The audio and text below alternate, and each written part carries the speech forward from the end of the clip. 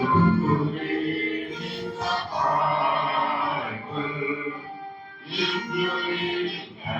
day, influence to all the way. Oh, the best book to read in the Bible. दुनिया में सबसे प्यारे पुस्तक बाइबल. दुनिया में सबसे प्यारे पुस्तक बाइबल. पढ़ो न उसको पढ़ो, साथ कर कोई न हो. ओ दुनिया में सबसे प्यारे पुस्तक बाइबल.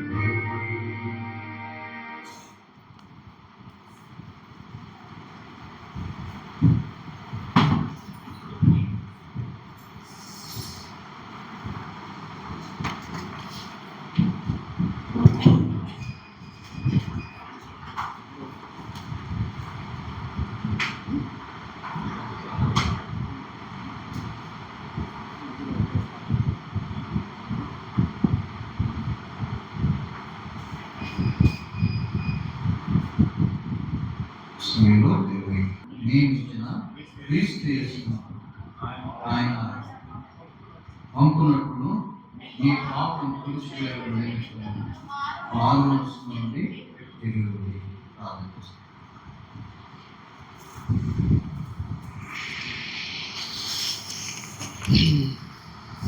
ప్రేమ కలిగిన మా ప్రియ పొలగు తండ్రి, మహాపరిశుద్ధమైన మా ప్రభువా, మీరు వాళ్ళు ప్రేమించి మీరు మహానుగ్రహించిన దాన్ని స్తోత్రాలు.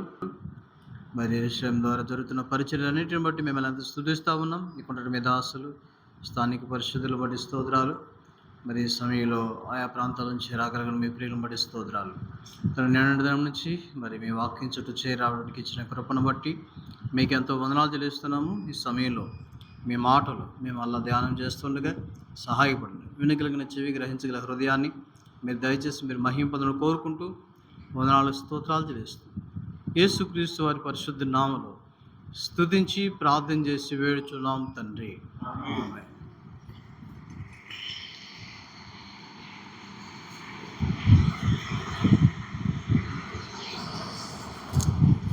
దయచేసి మనం చదివిన ఈ మాట చదువుదాం. చదివిన దేవుడి పరిశుద్ధ గ్రంథంలో నుండి, మీ కొరకు నియమించిన క్రీస్తు యేసును ఆయన పంపునట్లును మీ పాపములు తుడిచివేయబడి నిమిత్తము మారు మనసు నొంది తిరుగుడి. ఈ మాట మనం చూస్తున్నాం, మారు మనసు నొంది తిరుగుడి. ఇప్పుడు 2 క్లాసులుగా మనం విన్నాం. ఏంటి అంటే మనం విన్న 2 భాగాలు ఏంటంటే, మొదటి భాగం నేను ఉదయకాలం మనం ఏం విన్నామంటే అసలు ఎందుకు మారు మనసు పొందాలి, ఈ మాట మనం చూసాం. మనం మారు మనసు పొందాల్సిన అవసరం ఏంటి అనేది నేను కొన్ని విషయాలు నేను జ్ఞాపకం చేశాను. రాత్రికాలం మనం ఏం చూస్తూ వచ్చామంటే, మారు మనసు పొందటానికి దేవుడు మన పట్ల ఆయన ఏం చేస్తున్నాడు అనే విషయాలు రాత్ర కొన్ని విషయాలు మరి మారు మనసు పొందడానికి ఆయనే ఏం చేస్తున్నాడు మనం చూసాం, ప్రకటిస్తున్నాడు. తర్వాత దానికోసం ఇంకేం చేస్తున్నాడు, కోరుచున్నాడు. అందరూ మారు మనసు పొందాలన్న కోరిక, అలాగే మారు మనసు పొందాలన్న ఒక ఆజ్ఞ కూడా ఇచ్చాడు, ఆజ్ఞాపిస్తున్నాడు. తర్వాత మారు మనసు పొందాలని నేను సమయం ఇస్తున్నాను అన్నాడు. ఇలాగా ప్రభు మన పట్ల ఆయన పట్టింపు ఏంటి, నువ్వు మారు మనసు పొందాలని అసలు ఆయన ఏం చేస్తున్నాడు అనేది నేను రాత్రి కాలంలో మనము చూస్తూ వచ్చాను. అలాగే ఈ ఉదయకాలం ఇంకొక క్వశ్చన్ కూడా చదివితే బాగుంటుంది. పౌలు రోమిలకు రాసిన పత్రిక, అపోస్తలుడైన పౌలు బుక్ రోమ పత్రిక 12వ అధ్యాయం, రోమిలకు రాసిన పత్రిక 12వ అధ్యాయం 2వ వచనాన్ని మనం చూస్తాం. మీరు ఈ లోక మర్యాదను అనుసరింపక ఉత్తమమును అనుకూలమును సంపూర్ణమై ఉన్న దేవుని చిత్తమేదో పరీక్షించి తెలుసుకున్నట్లు మీ మనసు మారి నూతన మగుట వలన రూపాంతరము. అందుకే ఆయన ఏమనంటే మీ మనసు మారి, అందుకే మన మనసు ఏమవ్వాలంటే రూపాంతరం చెందాలి. యేసుని స్వరూపంలోనికి మనము మార్చబడాలి. అందుకనే మరి జయశ్రీ గారు ఒక పాట రాశారు. ఏంటి ఆ పాట అంటే, నేను తగ్గాలి నీవే హెచ్చాలి. అక్కడ యేసుని స్వభావం నాలో దినదినము ఏం చదవాలంటే మార్పు చెందాలి, రూపాంతరం ఆయన స్వరూపంలోనికి. ఆ పాటలో చరణాలన్నీ అలా ఉంటాయి. అనే క్రీస్తుని స్వరూపం నా యందు ఏర్పడాలి. ఆ పాటల మాటలు ఉన్నాయి. అంటే మనము ఏ రూపంలోకి మార్చబడాలంటే మన మనస్సు క్రీస్తు మనస్సులోనికి మార్చబడాలి. అందుకనే పౌలు ఫిలిప్పీలకు రాస్తూ ఒక మాట కూడా చెప్పారు. ఆ మాట మీకు జ్ఞాపకం ఉందా? పౌలు అపోస్తలుడు ఫిలిప్పీలకు రాస్తూ ఈ మాట చెప్పాడు. మన మనసు మారి ఏమవ్వాలి అన్నాడంటే, చూడండి, ఫిలిప్పీ పత్రిక 2వ అధ్యాయం 5వ వచనం. క్రీస్తు యేసునకు కలిగిన ఈ మనస్సు. ఏ మనస్సు కలిగి ఉండాలి మనం అంటే, మన మనసు పోవాలంట. మన మనసుపై ఏ మనసు రావాలంటే క్రీస్తు యేసు మనసు. సో అంటే ఈ 2 క్లాసుల్లో మనం 2 భాగాలుగా చూస్తే, అసలు మన మనసు ఏంటి అనేది ఒక భాగంలో చూస్తాం. క్రీస్తు మనసు అంటున్నాడు చూడండి, అసలు ఆయన మనసు ఏంటి అనేది 2వ భాగంలో చూస్తాం. ఈరోజు మనం మార్చుకోవాల్సినవి చాలా ఉన్నాయి. బైబిల్ ప్రకారం ఒక వ్యక్తి తనలో మార్చుకోవాల్సింది ఒక 7 విషయాలు ఉన్నాయి. దాంట్లో ఒకటి మనం చూస్తున్నాం ఏంటంటే, మనస్సు మార్చుకోవాలి. బైబిల్ గ్రంథంలో ఏం మాట్లాడబడదు, మీ వస్త్రములను మార్చుకోనండి. మార్పు నొందని నీ హృదయం, అంటే నీ హృదయమును మార్చుకోనండి. వారు రూపాంతర కొండ మీద ఉన్నప్పుడు, ప్రార్థనలు ఉన్నప్పుడు వారి ముఖములు మారినాయి. అంటే ఇక్కడ మారాల్సినవి చాలా ఉన్నాయి. సో ఈ దినాల కొరకు మనం తీసుకున్న అంశం ప్రకారం మనస్సుల గురించే మనం చూస్తున్నాం. అంటే ఒకప్పుడు మన మనస్సు ఎటువంటి స్థితిలో ఉంది అంటే, నేను ఒక 7 విషయాలు మీకు గుర్తు చేస్తాను. మానవుని మనస్సు ఎలా ఉంది అసలు రండి. దేవుని పరిశుద్ధ గ్రంథం పౌలు అపోస్తలుడు తిమోతికి రాసిన మొదటి పత్రిక 6వ అధ్యాయం. చూడండి, మనిషి మనస్సు, ఈ లోకంలో మనిషి మనస్సు ఎలా ఉంది అంటే, చూడండి 5వ వచనాన్ని మనం చూస్తే మొదటి మాట చాలు. ఈరోజు మనిషి ఏ మనసుతో ఉన్నాడో చెప్పండి, చెడిపోయిన మనసు. ఇది చాలా విచారకరం. దేవుడు మనల్ని యథార్థవంతులుగానే పుట్టించాడు. దేవుడు ఏమి ఒక వ్యక్తి చెడిపోయినట్లు ఆయన ఏం చేయలేదు. దేవుడు ఒక నీతిమంతుడిగానే మనం సృజించాడు.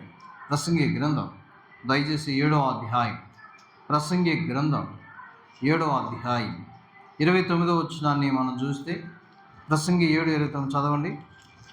ఇది ఒకటి మాత్రము నేను కనుగొంటుని, ఏమనగా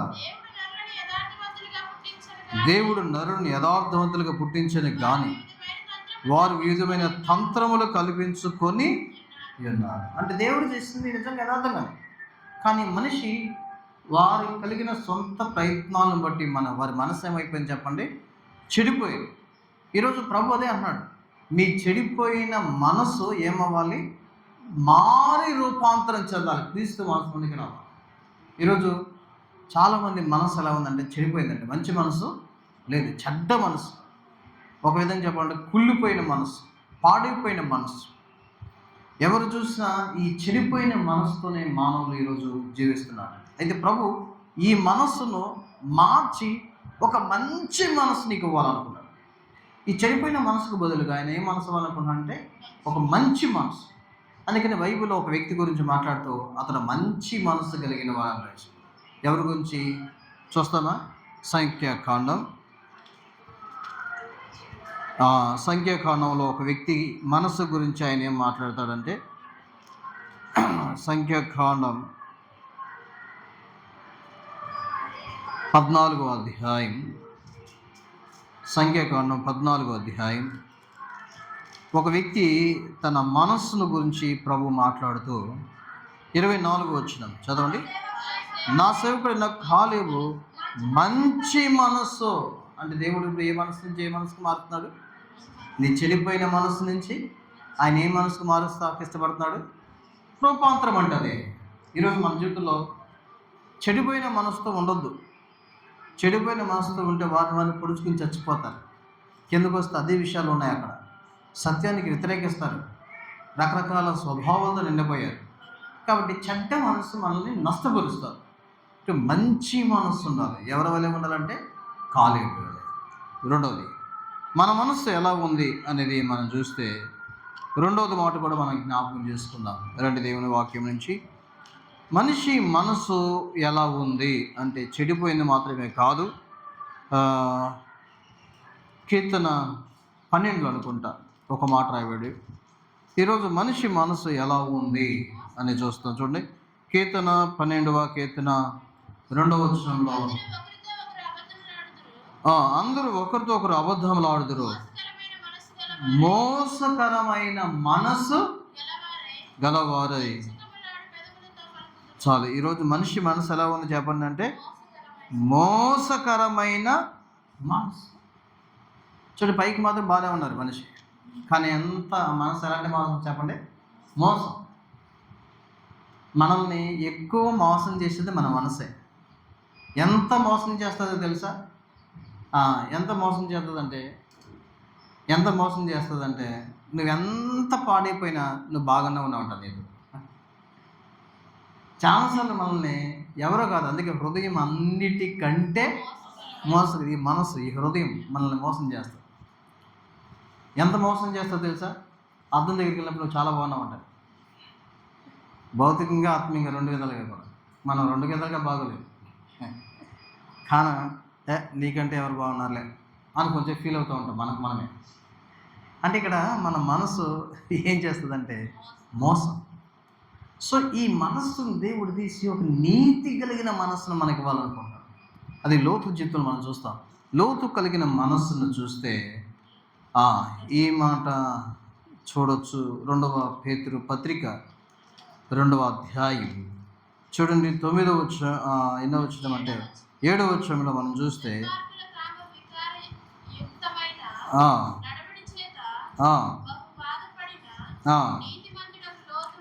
8వ వచనం చివరి భాగంలో చూస్తే 8వ వచనం చివరి భాగం చదవండి. నీతి గల తన మనస్సు. చాలు, ఇప్పుడు ఏ మనసు తీసేసేసి దేవుడు ఏ మనసు ఇస్తున్నాడు చెప్పండి? మోసమైన మనసును తీసి దేవుడు ఏ మనసు ఇవ్వాలనుకున్నాడు? ఇది గుర్తుపెట్టుకోవాలి మనం. ఒకవేళ ఇంకా నువ్వు మోసమైన మనసుతో ఉంటే నీకు ఏ మనసు రాదు. నువ్వు రూపాంతరం చెందనట్ట అంటే చెందలేదు. కొంతమందికి చెడిపోయిన మనసే ఉంటుంది. ఆ చెడిపోయిన మనసు ఉన్నంత వరకు వాళ్ళు ఏ మనసు రాదంటే మంచి మనసు రాదు. కొంతమందికి ఏ మనసు ఉంటుందంటే మోసకరమైన మనసే ఉంటుంది. మోసకరమైన మనసు ఉన్నంత వరకు చూడు, మనం అనుకుంటే చాలాసార్లు వాళ్ళని మోసం చేస్తాం, వీళ్ళని మోసం చేస్తాం అంటారు. ఇంకొక మాట చెప్పాలంటే మనమే మోసం చేసుకుంటాం. మనల్ని వాక్యం విని ఆ ప్రకారం జీవించకపోతే ఎవరెవరు మోసం చేసుకున్నట్టు? యాకోబు 1:22 అదే మాట చెప్పాడు. మీరు వినివారు మాత్రమై ఉండి మిమ్మును మీరు వాక్యం విన్నాం, తలూపేము, బాగా దేవుడు మాట్లాడాడు అనుకుంటాం. కానీ మన మనసు మారకపోతే ఎవరు మోసం చేసినట్టు? నన్నేం చేయనట్టు, పాస్టర్ గారు నేను చేయనట్టు, పెద్దలు నేను చేయనట్టు, పక్కలు నేను చేయనట్టు, నిన్ను నువ్వే మారని అనుకుని మారకుండా వెళ్ళిపోతాం. అంటే ఎవరు మోసం చేసుకున్నారు? అప్పుడు నీకు నీతి కలిగిన మనసు రాదు. ఒక వ్యక్తి మోసయుక్తమైన మనసులో జీవించినంత కాలం నీతి కలిగిన మనసును సంపాదించుకుంటాం అసాధ్యం. మూడోది, ఈరోజు మనిషి మనసు ఎలా ఉందో చూడండి. దేవుని పరిశుద్ధ గ్రంథం సామెతల గ్రంథం 16వ అధ్యాయం దగ్గరికి మనం వెళ్దాం. అంటే మనసు మారి నూతన రూపాంతరం పొందం అంటున్నాడు కదా. మన మనసు ఎలా ఉందో చూస్తున్నాం. సామెతల గ్రంథం 16వ అధ్యాయం దయచేసి చూడండి. 18వ వచనాన్ని, నాశనమునకు ముందు గర్వం నడుచును, పడిపోవుటకు ముందు అహంకారమైన మనసు. ఈరోజు మనిషి మనసు ఎలా ఉందంటే, ఒకటి చెడిపోయింది, రెండవది మోసకరమైన మనసు ఉంది, మూడవది ఏ మనసు ఉంది చెప్పండి మనకి? అహంకారం. అంటే గర్వంతో నిండిపోయిన మనసు. ఈరోజు నేను అంటాను, అసలు మనం గర్వించడానికి ఏముందని గర్వించాం? ఏమన్నా ఇదేంటి బట్టి మనం గర్విస్తాం? ఏదైనా శాశ్వతమైంది మనకు ఎవరైనా కలుగున్నాం భౌతికంగా. ఇప్పుడు యవనం ఎంతకాలం ఉంటుంది? కొంతకాలం.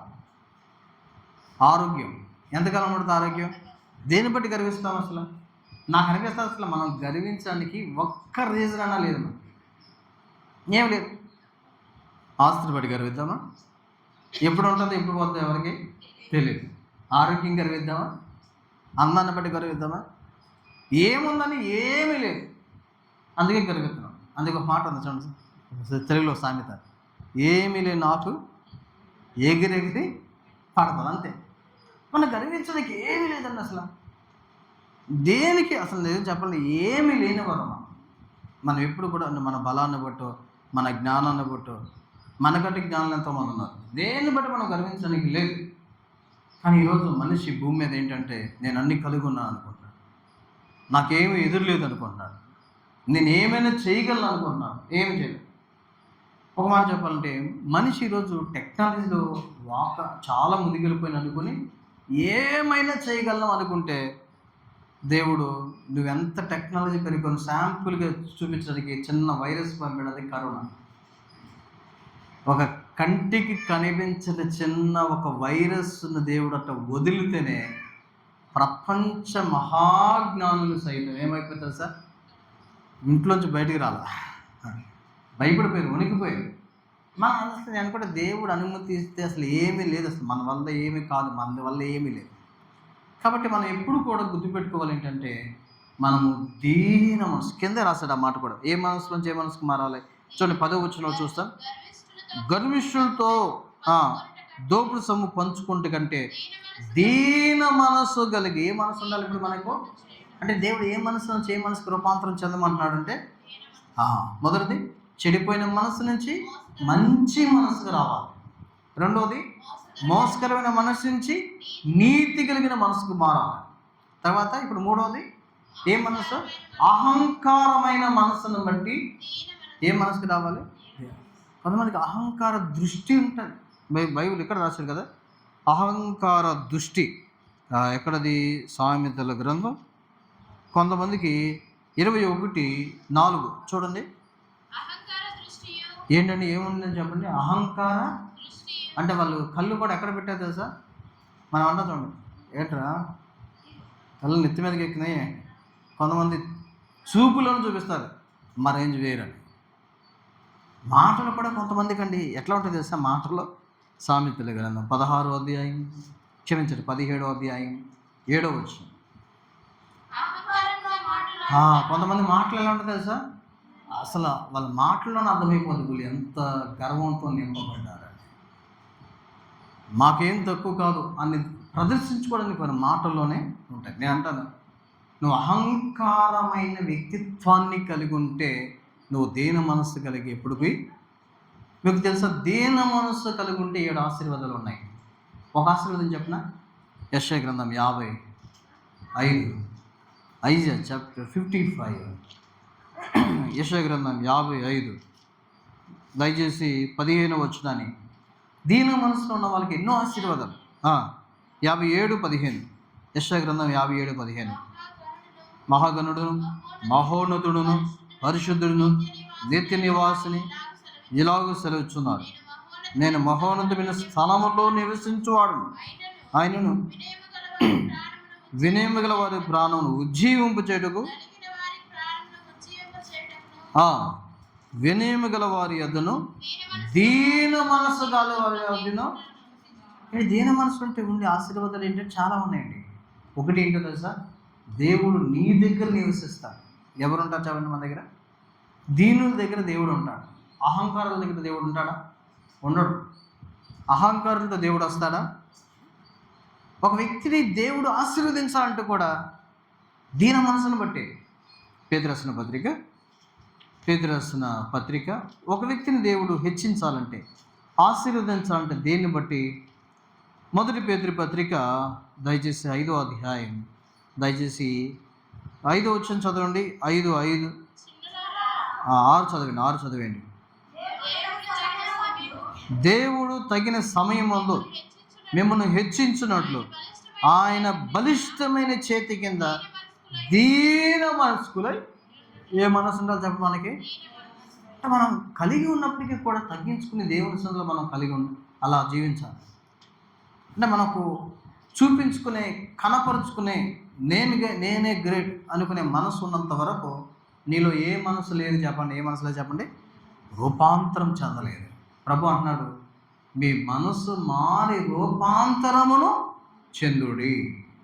కాబట్టి ప్రభు, నా జీవితంలో ఒకప్పుడు అహంకారమైన మనసు ఉండేది.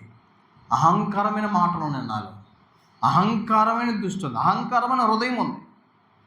దావీదు ఒక ధైర్యంగా చెప్పాడు, ప్రభా నా హృదయం అహంకారం గలది కాదు అన్నాడు. చూసారా మాట? మనం చెప్పగలమా మాట? కీర్తన 133 అనుకుంటా. దావీదు చూడండి ఎంత గొప్ప సాక్ష్యం చెప్పగలిగినాడు. 131వ కీర్తన మొదటి వచనం చదవండి. యెహోవా నా హృదయం అహంకారము గలది. ఏంటంటే దావీదు నిజంగా దావీదు హృదయంలో ఏమాత్రం గర్వం చోటు చేసుకుంటే మనకు కనబడదు. ఆయన ఒక ఇశ్రాయేలుల సర్వ సైన్యానికి ఆయన చక్రాధిపతి అయినప్పటికీ కూడా ఆయన దీనుని ఎలా జీవించడానికి ఆయన ఇష్టపడ్డాడు. మీరు చూస్తే దావీదు కలిగిన విజయాలు అంత గొప్పగా ఉంటాయి. దావీదు సైన్యంతోనే ఇప్పుడు కూడా పడుకునేవాడుగా ఉంటాడు. ఎక్కడ దేన్ని బట్టి దావీదు గర్వించాడంటే దేన్ని బట్టి గర్వించాల? మీరు 103వ కీర్తనలో నా ప్రాణము యెహోవాను సన్నిధించు అన్నాడు. మీరు తర్వాత ఇలా కీర్తన చదవండి, 22 వచనాలు ఉన్నాయి. ఆ కీర్తనలో ఎందుకు దేవుని గణపరుస్తున్నాడు అంటే తనకు కలిగిన భౌతికమైన అర్హతలు ఒక్కటంటే ఒకటి మెన్షన్ చేయలేదు. దాంట్లో 103వ కీర్తనలో 22 వచనాలు ఉన్నాయి. 22 వచనాల్లో ఒక్కటంటే ఒక్కటి తనకు కలిగిన ఆధిక్యతలు పెట్టాల. తనకున్న ఆధిక్యతలు మనకు కూడా లేవు. తనకున్న ఆధిక్యతలు ఏంటి? అతడు దివ్య సుందరుడు, మనకు లేదు. కావున అతడు ఇంకెలాంటి వాడు తెలుసా? దావీదు చక్కగా వాయిద్యాలు వాయించగలిగిన వాడంట. దావీదు వాయిద్యాలు వాయిస్తే ఎలా ఉంటుంది తెలుసా? దయ్యాలు కూడా పారిపోతాయి. మనం వాయిద్యాలు వాయిస్తుంటే పాడేవాళ్ళు కూడా కష్టమే కొద్దిగా. దావీదు అంత చక్కగా బైబిల్ రాయబడింది 2 సమూయేలు 23:1 మధుర గాయకుడు దావీదు పాట పాడుతుంటే పక్షులు కూడా ఏంటి అంటారు చూడండి. అట్లా మన పాటలు పాడుతుంటే ఎట్లా ఉంటుందంటే ఇంకా ఆపేద భవన్ ఇంకో పాట పాడుకున్నాడు, ఇంకో పాట పాడుకుని ఆపేద భవనే అనిపిస్తా ఉంటాడు. దావీదు చమత్కారం కలిగిన వాడు అంట, యుద్ధశాలి, ధైర్యం కలిగిన వాడు, ఎన్నో ఉన్నాయి. కానీ మీరు చూడండి 103వ కీర్తనలో ఒక్కటంటే ఒక్కటి మెన్షన్ చేశాడా? నా ప్రాణమా నీకు జాబ్ ఇచ్చాడు రాజుగా ఆరాధించన్నాడా?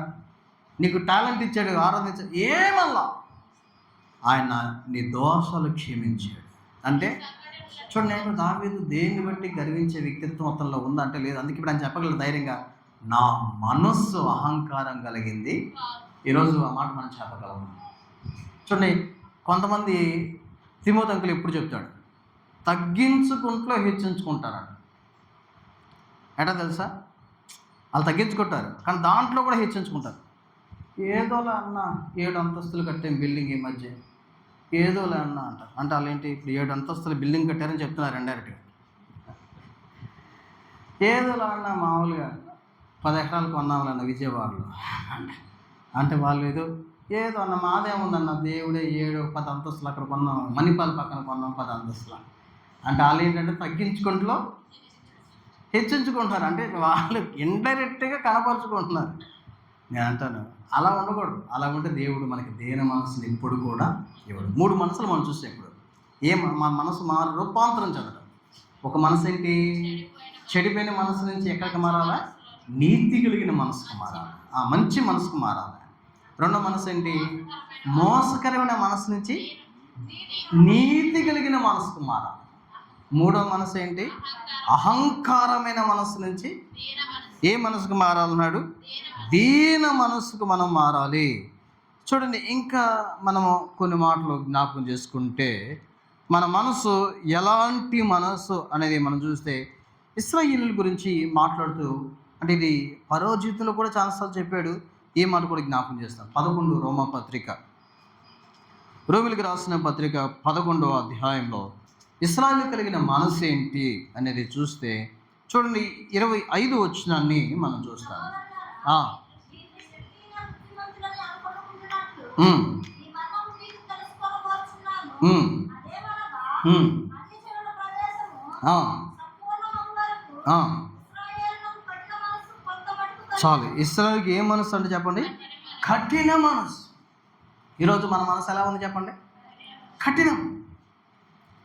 అందుకే మనం కొంతమంది ఉంటారంటే అసలు ఎన్నిసార్లు చెప్పినా, లోకంలో ఒక సామెత కూడా ఉంది, దున్నపోత మీద చెప్పండి వర్షం పడినట్లే, చలనం ఉండదు. ఎన్ని వర్తమానాలు ఉన్నా, ఎన్నిసార్లు ప్రభు మాట్లాడినా, ఎన్నిసార్లు దేవుడు దర్శించినా, ఎన్నిసార్లు ప్రభు చెప్పినా, ఎన్నిసార్లు చెప్పినా కొంతమంది కఠినమైపోద్ది, రాతి గుండె కలిగి ఉంటారు. ఇది కఠినమైన మనసు.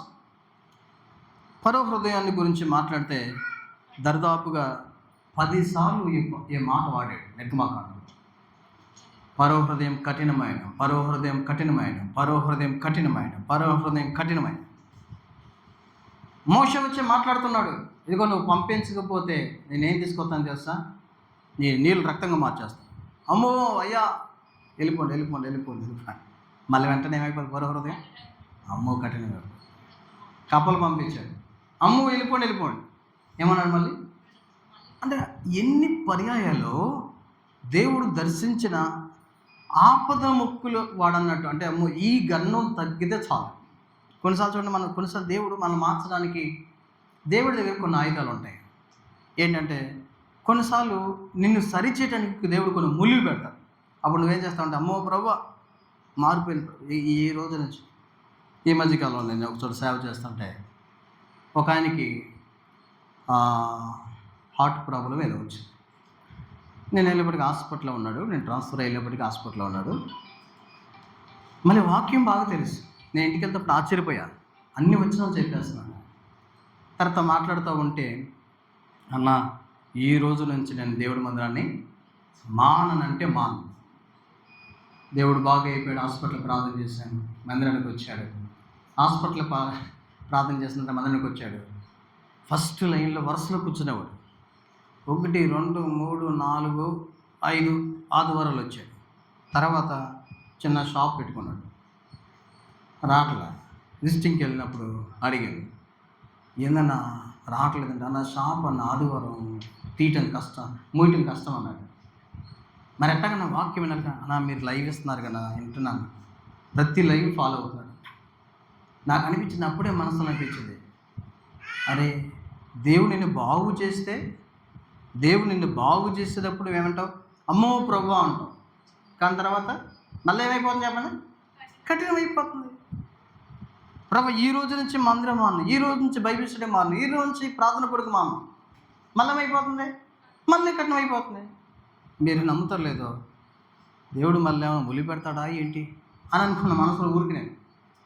తర్వాత గట్టిగా 1 year కూడా అవ్వలేదు, మొన్న ఈ మధ్య కాలంలో ఒక 2-3 months బ్యాక్ చచ్చిపోయే పరిస్థితికి వెళ్ళిపోయాడు. మనిషి స్పర్శ కూడా లేదు.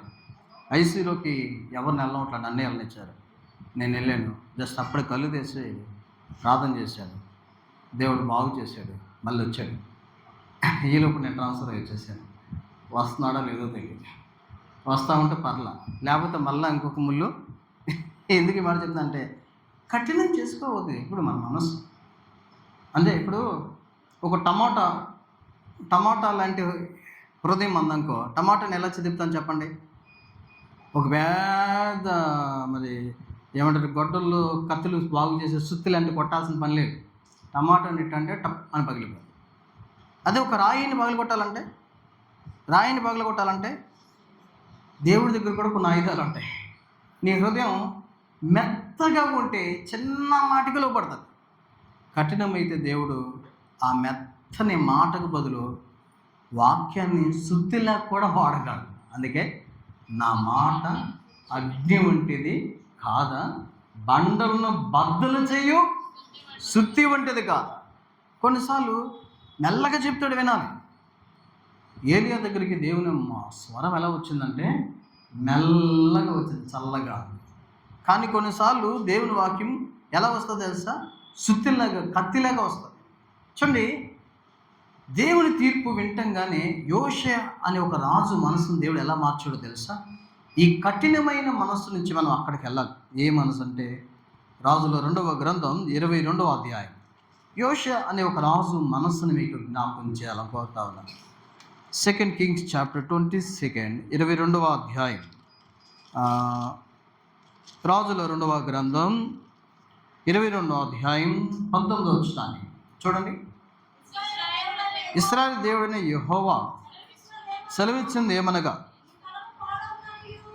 ఈ స్థలం పాడగుననియు దాని కాపరస్తులు దూషణాస్పదులగుదురనియు నేను చెప్పిన మాటలను నీవు ఆలకించి. ఏ మనసు అంటే ఇప్పుడు ఏ మనసు కలిగి ఉన్నాడు చెప్పండి? మెత్తని మనసు. ఇప్పుడు ఏ మనసు నుంచి ఏ మనసుకు మారాలి మనము? విశ్వరూపాంతరం.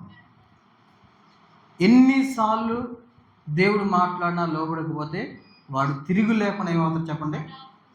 మరణానికి వెళ్ళిపోతాడు. అందుకే మన హృదయాన్ని కఠినం చేసుకోవాలి. దేవుడు మాట్లాడినప్పుడు వెంటనే మనము లోబడాలి. పిల్లలు వెంటనే లోబడ్డారనుకోండి, వాళ్ళు కొడతారా? వాళ్ళు లోబడలేదు అనుకోండి, ఏం చేస్తారు చెప్పండి? దెబ్బలు పడతారు. మన జీవితంలో కూడా మెత్తని మనసు కలిగి ఉందాం, వెంటనే లోబడదాం. ఇది రూపాంతరం చెందటం ద్వారానే. ఎందుకంటే మనిషి లోబడిన జీవితం బాల్యం నుంచే వాడికి అలవాటు, స్వాభావికం.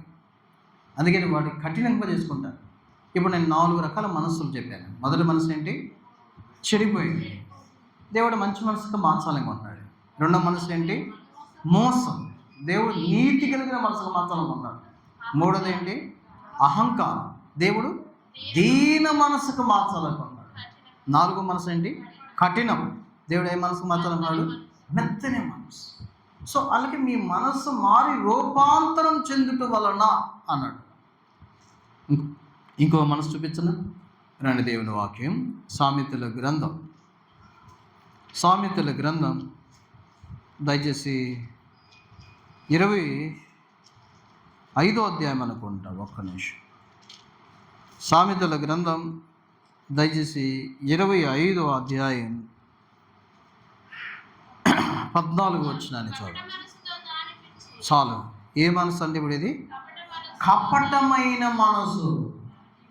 కపటం అంటే ఏంటి అంటే లోన ఒకటి బయట ఒకటి. ఇది కపటంతో. అందుకే ఏషావు విషయంలో యాకోబు అంటాడు, అరే మీ అన్న కపటోపాయంతో వచ్చాడు రా అంటాడు. ఎట్లా వచ్చాడంటే కపటం అంటే దీన్ని మన భాషలో చెప్పాలంటే నటించటం, వేషధారం. లోన్ అంటే అస్సలు నీకు ఇష్టం లేదు, కానీ కనపడతాం కానీ ఏం చెప్తావు? ప్రైజ్లో బాగున్నావా అంటారు. లోన్ అంటే అస్సలు కోపం. నేనేమంటా అంటే తిమోతి అంకుల్ మీరు ఎప్పుడన్నా కలిస్తే తిమోతి అంకుల్ ఫస్ట్ ప్రైజ్లో చెప్తాగానే ఒక మాట వాడతాడు. ఏం మాట వాడతాడు తెలుసా? ఏమంటాడు చెప్పండి? గుర్తుంది మీకు? ప్రైజ్లో అంటగానే అంకుల్ అంటాడు, అరే లోన బయట బాగున్నావా అంటాడు. మీరు గమనించారా మాట? లోన బయట బాగున్నావా అంటాడు. ఈ మాట మనం ఈ కపట మనసులోంచి ఏ మనసు అంటే పరమగీతంలో ఒక మాట రాయబడింది, చాలా మంచి మాట. అది పరమగీత గ్రంథం 1వ అధ్యాయం 4వ వచనాన్ని మనం చూస్తే, నన్ను ఆకర్షించుము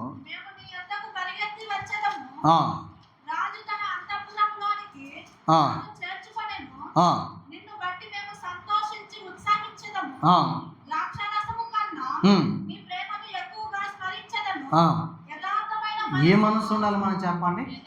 ఇప్పుడు చూడండి, ఇక్కడ 4లో యథార్థం చూడండి. అందుకే మనం దేవుని సన్నిధిలో ఏమండి లోకంలో ఉన్నాడంటే నాడు నటించాడంటే దానికి ఒక లెక్క. వాడికి దేవుడు భయం లేదు, ఏం లేదు, నటించాడు. వాడు లోకంలో ఉన్నాడు, పాపంలో ఉన్నాడు, చస్తే నరకానికి వెళ్తాడు. వాడు నటించాడంటే వదిలేదు. కొంతమంది మందిరానికి వచ్చిన తర్వాత కూడా నటిస్తున్నారు. ఈ కపటం అనేది చాలా డేంజర్. కపటముతో మనము జీవించకూడదు. మనం ఏమనుకుంటామంటే కపటంతో జీవించడం జ్ఞానం అనుకుంటాం. అది జ్ఞానం కాదు, నేను నష్టపరిచాడు. చాలాసార్లు మనము దేవుడి మందిరంలో కపటము కలిగిన మనసు కలిగి ఉంటాం. అంటే నువ్వేంటో అది చూపించవు, నువ్వేం కాదో అది చూపిస్తావు, నీవు లోనేంటో అది కనపడదు. మనలో ప్రతి ఒక్కరు ఇద్దరండి. మళ్ళీ చెప్పనా, మనలో ప్రతి ఒక్కరు ఇద్దరు. ఇద్దరు ఎవరు అనుకున్నారు? కనపడే నువ్వు వేరు, కనబడని నువ్వు వేరు. కనబడే నువ్వేంటి? అందుకే చాలాసార్లు మందిరానికి వచ్చేటప్పుడు మనం కొన్ని మారుతాయి. ఏం మారుతాయి అంటే, ఫస్ట్ నడక మారుతుందంట. ఒక ఆయన చెప్పాడు, మందిరానికి వచ్చేటప్పుడు ఎట్ట పడితే అట్లా ఎట్లా రాస్తామని చెప్పండి. చక్క మెల్లగా తల దించుకొని, అస్సలు నోట్లో వేలు పెడితే కొరుకుతాడా అన్నట్టు సైలెంట్గా మెల్లగా చక్కగా పద్ధతిగా క్రమంగా దైవికంగా చూస్తే దూతలా ఎంత అన్నట్టు అవుతాం. నడక మారు. అదే లోకంలో నడిచేటప్పుడు ఎట్లా నడుతామంటే ఎట్ట పడితే అట్ట వెళ్తా ఉంటాం. మందిరానికి వచ్చిన తర్వాత ఇంకేం మారుతాయంటే వస్త్రాలు మారుతాయంట. చెప్పారు ఒక ఆయన, ఎక్కడ పడితే ఏ ఫంక్షన్కి వెళ్ళినా నీకు నచ్చిన వస్త్రాలు ఉంటాయి. ఒక్కొక్కరికి 2 బీరువాలు ఉంటాయి. ఒకటి ఏంటంటే మీటింగ్స్కి, మందిరానికి ఈ బీరువా, ఇదంతా ప్లెయిన్ శారీస్, వైట్ శారీస్. ఇటు వెళ్తే చెమికీలు ఇంకేమేమి ఉంటాయి అన్నీ ఇటు. కానీ మందిరానికి వచ్చేటప్పుడు చూడండి, చాలాసార్లు మనం నడకే కాదు, ఏం మారుతుంది తెలుసా? వస్త్రాలు చక్కగా వైట్ అండ్ వైట్, చూస్తేనే ఆశ్చర్యం. ఈ మధ్య ఒక సేవకుడు హైదరాబాద్లో ఒక క్రమం పెట్టాడంట. చెప్పాడు ఫోన్ చేసి, అన్న మా సంఘంలో అందరికీ ప్రకటన చేశాను, ఆదివారం తెల్ల బట్టలు వేసుకురావాలి, రూల్ అంటది. మరి వేసుకురాకపోతే ఏం చేస్తావంటే ఫైన్ వేస్తాడంట అని చెప్పాడు. వస్త్రాలు మారు. 3 ఏం మారుతుందో తెలుసా? భాష మారు. నువ్వు ఇంటికాడ పంపుల దగ్గర అక్కడెక్కడ అట్లా ప్రైజ్లో ఎటువంటి ప్రైజ్లో సిస్టర్ ప్రైజ్లో బాగున్నారా? బాగుంది ప్రైజ్. చూడండి, బయట భాష అట్టుంటుంది. మనందరికీ తెలుసు. మనకి ఊర్లో అంటే మన పల్లెటూరులో అయితే ఇంకా ఒరిజినల్ లాంగ్వేజ్ ఉంటుంది. కొన్ని ఇంగ్లీష్ వర్డ్స్ కూడా వాడతారు అప్పుడప్పుడు. ఎన్ని పదాలు, ఎన్ని ఉచ్చారణలు.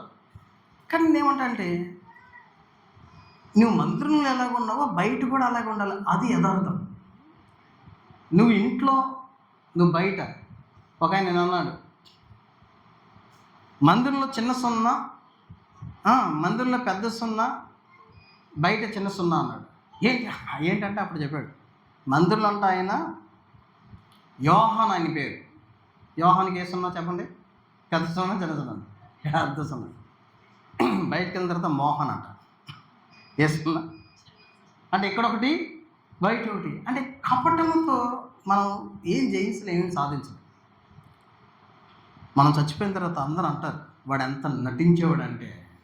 నేను అంటాను, కపటంతో మనం బ్రతకూడదు. అందుకనే మన మనసు మారాలి. ఏ మనసులోనికి? నీ కపటమైన మనసులోంచి ఏ మనసుకు మారాలి చెప్పండి? యథార్థమైన. ఇంకొంతమందికి మనసు ఎలా ఉంటుందో తెలుసా? ఇలాంటి దేవుని వాక్యం యెషయా గ్రంథం 32వ అధ్యాయం దగ్గరికి మనం వెళ్దాం. యెషయా గ్రంథం 32. చూడండి, ఈ కొంతమందికి ఈ మనసు ఉంటుంది. ఏదంటే 4 మొదటి మాట చూడండి. చాలు. చంచలుల మనస్సు. కొంతమంది మనసు ఎలా ఉంటుంది సార్? కొంతమంది చదవడానికి చంచలు అంటారు. చంచలు కాదు, అది చంచల మనసు. అంటే ఈరోజు నేను కూడా, నాకు తెలుసు 90% సంఘాలు ఏ మనసే ఉంటుంది. జనాలు ఏ మనసో తెలుసా? చంచల మనసు. అంటే ఏంటి? ఈరోజు ఉండే మనసు రేపు ఉండదు, ఇప్పుడుండే మనసు కొద్దిసేపు ఉండదు. వాక్యం విన్నప్పుడు అబ్బా ఈ రోజు నుంచి ప్రభా అనుకుంటాం, బయటికి వెళ్తాం కానీ ఆ రోజు ఏంటాను అంటే ఏంటాను అస్థిరమైన జీవితాన్ని చూపిస్తుంది చంచలమైన మనసు. కొంతమందికి ఇలాగ ఉంటాయి. విన్నప్పుడు ఏంటి తీర్మానం, అమ్మో తర్వాత బయటకు వెళ్తాం కానీ మారిపోతాం. నేను అంటున్నా చంచలమైన మనసు వద్దు. అక్కడి నుంచి దేవుడు దావీదు ప్రార్థన చేశాడు. తన హృదయం పాపంలో నింపబోయిన తర్వాత తను ఎంతో ఏడ్చి ప్రార్థన చేసినప్పుడు ఆ ప్రార్థనలో అయ్యా ఒక మనసు నాకు కావాలని కోరాడు. తెలుసు, కీర్తన 51కి మనం వెళ్దాం. కీర్తన గ్రంథం 51. చూడండి, ఈ మాట మనం జ్ఞాపం చేసుకుందాం. 51వ కీర్తన. చూడండి, దావీదు ఏ మనసు కావాలని కోరుతున్నాడు? అంతరంగములో. కీర్తన గ్రంథం ఎన్నో వచ్చిన అది 51:10. ఏ మనసు ఉండాలి మనకి చెప్పండి? ఏ మనసు ఉండాలండి? స్థిరమైన మనసు. ఈరోజు మన జీవితంలో ఏ మనసులోంచి ఏ మనసుకు మారాలంటే ఏ మనసులోంచి చెప్పండి? చంచల మనసు నుంచి ఏ మనసుకు మారాలి? స్థిరమైన మనసు. ఈరోజు మనం అర్థం చేసుకోవాలి, ప్రభువా నేను ఏ మనసుతో ఉన్నాను? ఇప్పుడు నాకు 6 విషయాలు చూసి, ఏ మనసులోంచి ఏ మనసుకే? చెడ్డ మనసులోంచి మంచి మనసుకి, మోస మనసు నుంచి నీతి మనసుకి, అహంకారమైన మనసు నుంచి దీన మనసుకి, తర్వాత కఠినమైన మనసు నుంచి మెత్తని మనసుకి, తర్వాత కపటమైన మనసు నుంచి యథార్థమైన మనసుకి, చంచల మనసు నుంచి స్థిరం. అందుకే మనం ఏ తీర్మానం చేసుకున్నది స్థిరంగానే ఉండాలి. ఏదో అంటే ఈరోజుకో తీర్మానం, రేపుకో తీర్మానం, ఎల్లుండికో తీర్మానం, పెద్దకో తీర్మానం అలా ఉండకూడదు. నువ్వు ఏదైనా దేవుడి కోసం తీర్మానం. కొంతమంది అంటారు, ప్రభా నేను నీ కొరకు జీవిస్తానయ్యా.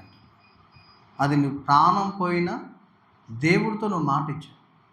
బైబిల్లో రాయబడింది, నీ నోటి మాట వల్ల నీకు శిక్ష తెప్పించుకోవద్దంట. నువ్వు ఒక తీర్మానం చేసిన తర్వాత దాని కోసం నిలబడాలి. బైబిల్లో విశ్వాసం చేసే 7 రకాల పాపాలు ఉన్నాయి. దాంట్లో ఒక రకం పాపం ఏంటంటే, నువ్వు ఏది మాట ఇచ్చావో అది నెరవేర్చకపోవటం కూడా పాపం. నువ్వు దేవుడితో మాట ఇచ్చింది చేయకపోతే అదే నీకు పాపముగా మారిపోద్ది. అందుకే మనము త్వరపడి నోరు తెరిచి దేవుడితో మాటలు ఇవ్వద్దంటే ఇవ్వద్దని కాదు, త్వరపడి. అందుకనే ప్రసంగి గ్రంథకథ 5వ అధ్యాయంలో 2వ కారణంలో కూడా ఈ మాట వాడాడు. నీ నోటి మాటే నిన్ను పాపముగా ఏం చేస్తుందంటే మార్చేస్తుంది. ఈరోజు ప్రభుత్వం నువ్వు యథార్థంగా చెప్పు, అంటే నిజంగా ఉంటేనే చెప్పు. అందుకే అంటాడు, స్థిరమైన మనస్సు మనము కలిగి ఉండాలి. సో ఒక పాట పాడిన తర్వాత ఆ 7వ మనస్సు ఏంటో చూస్తాం. ఒక పాట పాడదాం.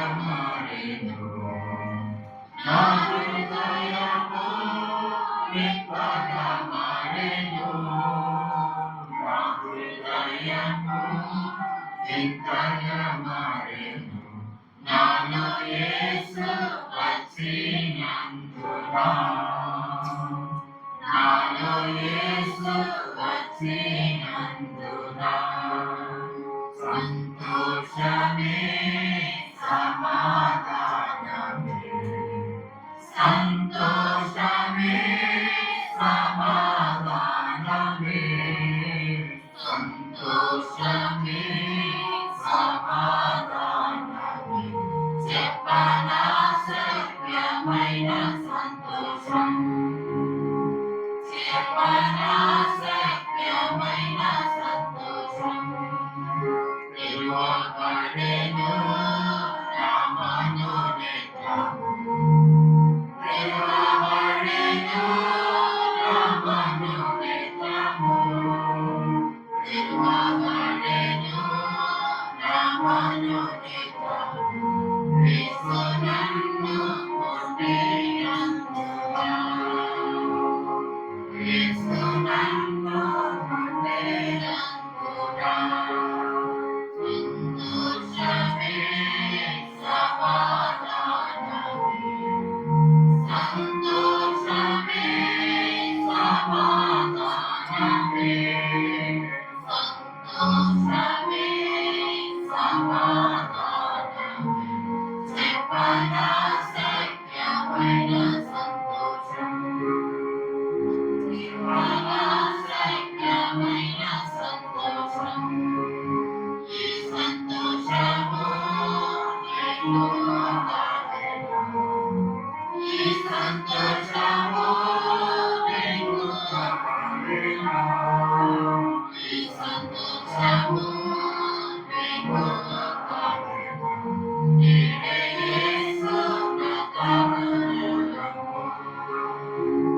నీవే యేసు నా కావలము సంతోషమే సమాధానమే సంతోషమే సమాధానమే సంతోషమే సమాధానమే చెప్పనా సత్యమైన సంతోషం చెప్పనా సత్యమైన సంతోషం సత్య సమాధానం నీకు కావాలేనా సత్య సమాధానం నీకు కావాలేనా సత్య సమాధానం నీకు కావాలేనా నీవే యేసు నా కావలము నీవే యేసు నా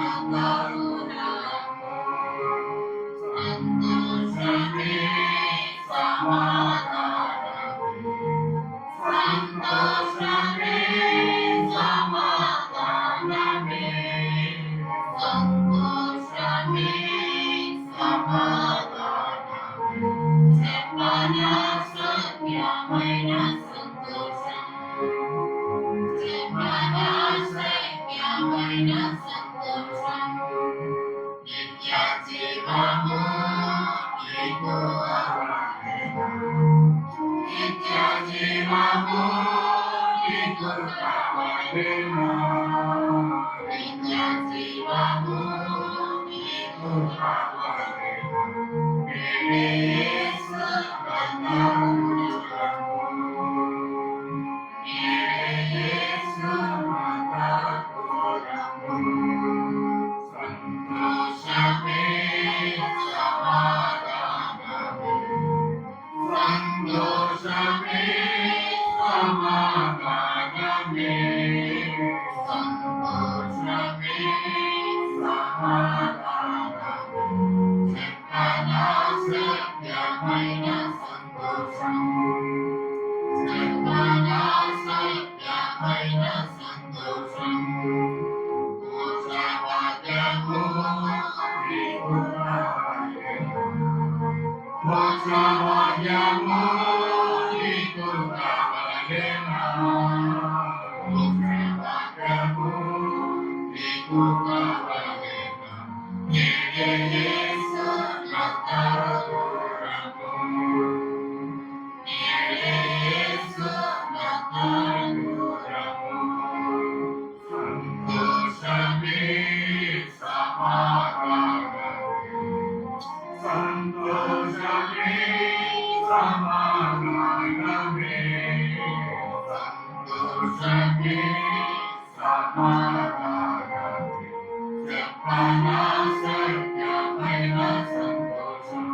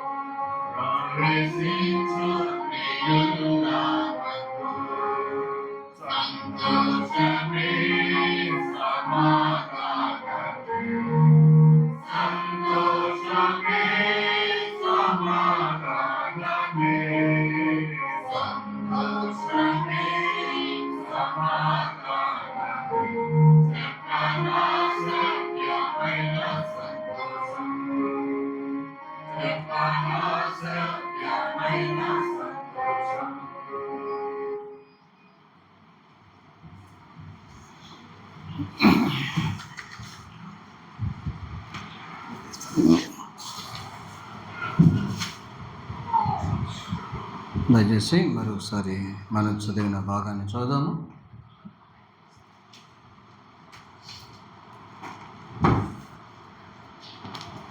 అపొస్తలుల కార్యాల గ్రంథం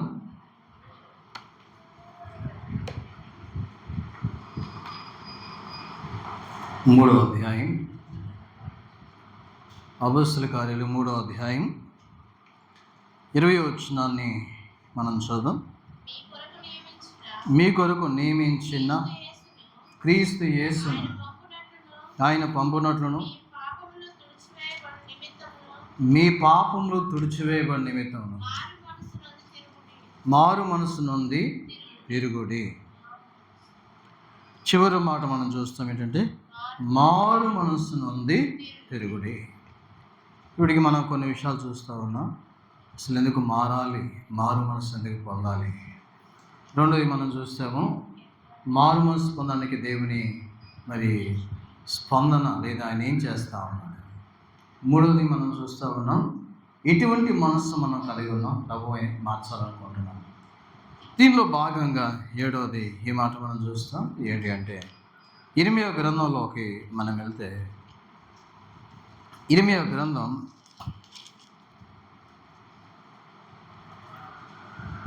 మన మనస్సు ఎలాంటి మనస్సు కలిగి మనం ఉన్నామనేది చూస్తే చూడండి. 3వ అధ్యాయం దగ్గరికి మనం వెళ్దాం. 3:17 వచనాన్ని మధ్యలో మన మనస్సు గురించి రాయబడిన ఏ మనస్సు అంటే మనం చెప్పండి, దుష్టుని మనస్సు కలిగిన వారం. ఏ మనస్సు కలిగిన వారం? సో అదే సాతాను మనస్సు మనకి జ్ఞాపకం చేస్తుంది.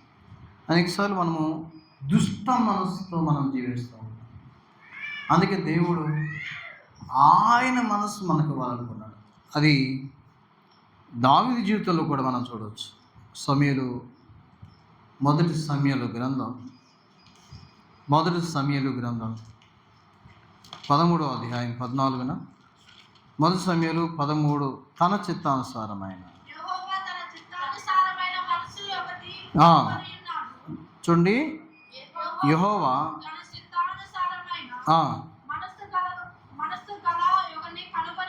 చాలు తన చిత్తానుసారమైన మనస్సులో యొక్కని కను. ఇప్పుడు చూడండి మనము ఈ సాతాను దుష్ట మనసులోంచి ఎవరి మనసులోకి మారాలన్నాడు? దేవుని మనసు. అందుకని దావీదు యెహోవా చిత్తానుసారమైన మనస్సు అంటే ఇప్పుడు అందుకే దావీదు హృదయము దేవుని హృదయం కలిసిపోయిందంట. అపొస్తలుల కార్యాలు 13వ అధ్యాయంలో 22వ వచనంలో ఆయన ఏమన్నా అంటే అపొస్తలుల కార్యముల గ్రంథం 13వ అధ్యాయం చూడండి 22వ వచనాన్ని మనం చూస్తే తర్వాత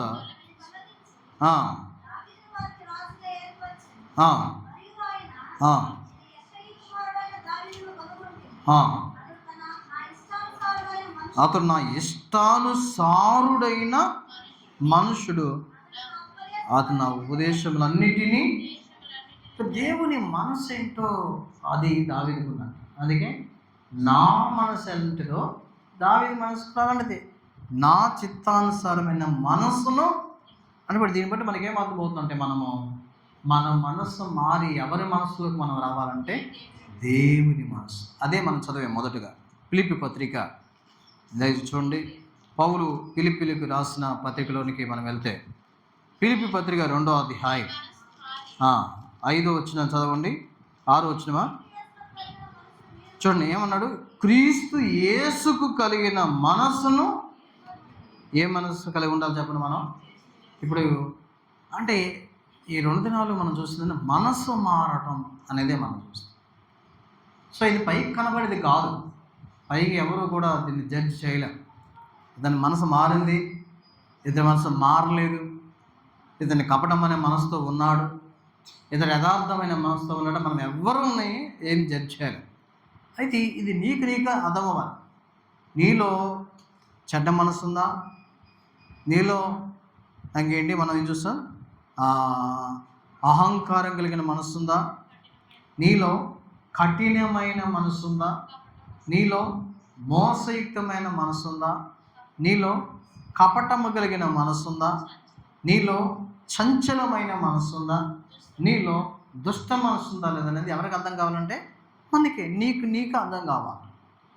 ఒకవేళ నీవు దేవుని మనసు గుర్తించలేక ఈ లోకానుసారమైన మనసుతో ఉంటే నీ మనస్సును బట్టి నువ్వు నష్టపోతావు అనేది నేను జ్ఞాపకం చేస్తాను. అందుకనే మనసు మారకపోవటాన్ని బట్టి ఆ ధనవంతుడు ఎక్కడికి వెళ్ళాడు చెప్పండి? పాతాళానికి వెళ్ళాడు. అప్పుడు అంటున్నాడు, అయ్యా లాజరు పంపితే మారు మనసు పొందుతారు నా అన్నదమ్ములు, వాళ్ళని ఇక్కడికి రాకుండా ఉంటారు. అంటే మనసు మారకపోతే ఎక్కడికి వెళ్తామంటే నరకానికి వెళ్ళిపోయే అవకాశము ఉంది. ఇప్పుడు చూడండి, మనము ఈ 2వ భాగంలో మనం ఏం చూస్తామంటే మన మనసు పూర్తిగా క్రీస్తు మనస్సులోనికి, అందుకే ఆయనలోనికి మనం రూపాంతరము చెందాలి. పౌలు గారి ప్రసవ వేదన ఏంటంటే, ఏంటి పౌలు గారి ప్రసవ వేదన అంటే క్రీస్తుని స్వరూపం మీ యందు ఏర్పడాలి. అదే పౌలు గారి ప్రసవ వేదన కలిగి ఉన్నట్టు మన విషయం. అంటే మనలో ఏ రూపంలోకి రావాలంటున్నాడు? క్రీస్తుని స్వరూపము, క్రీస్తు మనస్సు, ఆయనను పోలి మనం బ్రతకాలి.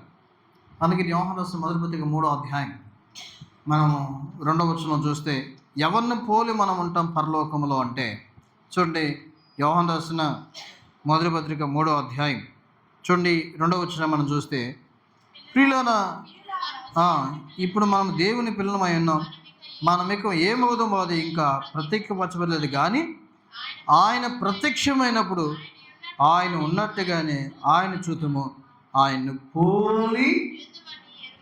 యేసుక్రీస్తు వారు ప్రత్యక్షమైనప్పుడు నువ్వు ఆయన్ను పోలి ఉంటేనే ఎత్తబడతావు. అర్థమైందా? అందుకని ఈ మాట అసలు మనకు జీవమయ్యున్న క్రీస్తు ప్రత్యక్షమైనప్పుడు, ఇప్పుడు ఆ జీవం ఈ లోకంలో ఎవరు కలిగి ఉంటారో వారే ఎత్తబడతారు, అందరూ కాదు. ఆయనను పోలి ఆయన వలె ఎవరైతే జీవిస్తున్నారో వారు.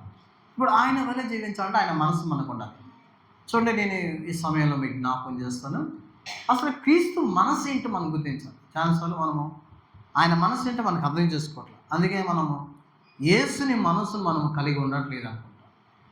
ప్రభు అయిన యేసు మనసు ఏంటి? అసలు ఆయన మనసు ప్రభువే చెప్పాడు కొన్ని సందర్భాలు. అది ఈ సమయంలో మీకు జ్ఞాపకం చేస్తాను. ప్రభు మనసు ఎలాంటిది అంటే, ఆయన మనసు ఒక మాట చెప్పాలంటే ఆయన క్షమించే మనసు కలిగిన వాడు. ఏ మనసు చెప్పండి? చూడండి, ఇది 2 వచనాల్లో చూడొచ్చు అనుకుంటున్నాను. కీర్తన 86లోకి వెళ్దాం.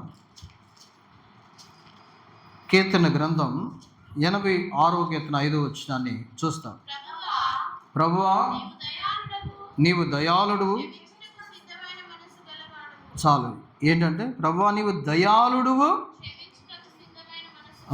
మీకు ఆ గ్రంథంలో కూడా ఈ మాట ఉంటుంది అనుకుంటా. మీకు ఆ గ్రంథం 7వ అధ్యాయం. ప్రభువు ఎలాంటి వాడు అంటే 7:18 తన స్వాస్థ్యంలో శేషించిన వారి దోషమును పరిహరించి వారు చేసిన అతిక్రమల విషయమై వారిని క్షమించు దేవుడు నీతో సముడైన వాడెవడు ఉన్నాడా?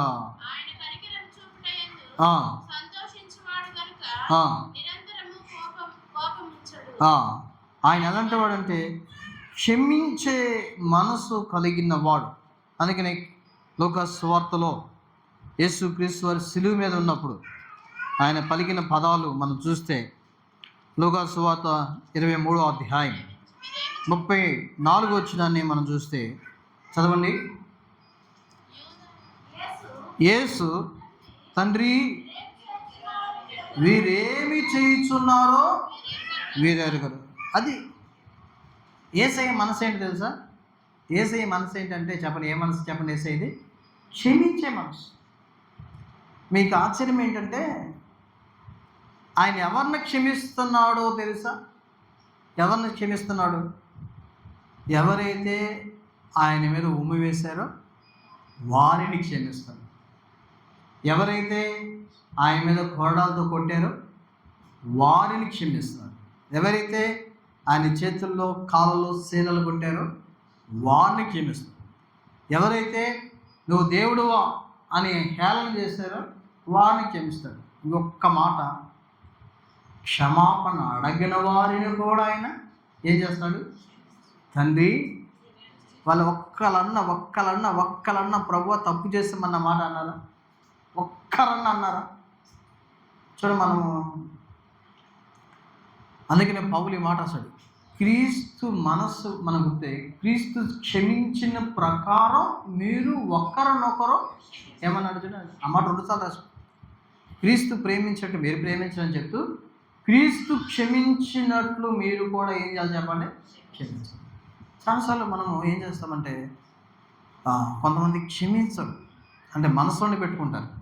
నేను అంటాను, నువ్వు నీ పొరుగు వారిని ఏం చేయాలి చెప్పండి? క్షమించాలి. ఎన్నిసార్లు క్షమించాలి ప్రభా? 7 మార్లు మటుకు అంటే అప్పుడు ప్రభు అన్నాడు 7 మార్లు మటుకు 70 ఏళ్ళ మాట. ఒక మాట చెప్పండి, నువ్వు బ్రతికినంత కాలం ఏం చేయాలి చెప్పండి? క్షమించు. నేను అంటాను, క్షమించబడటం కంటే క్షమించటం గొప్ప మనసు. మీకు అర్థమైంది? క్షమించబడటం ఏముంది? సారీతో అయిపోద్ది.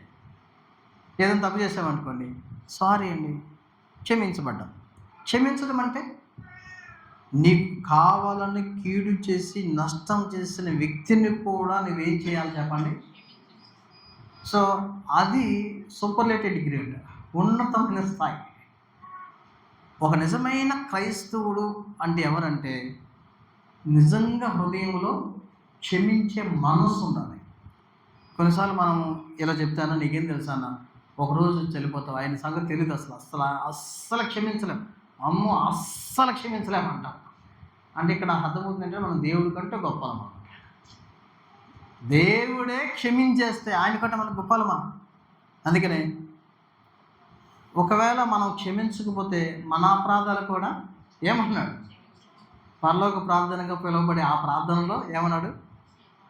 చూడండి, మత్తయి సువార్త 6వ అధ్యాయంలోన ఆ మాటలో, మత్తయి సువార్త 6వ అధ్యాయంలో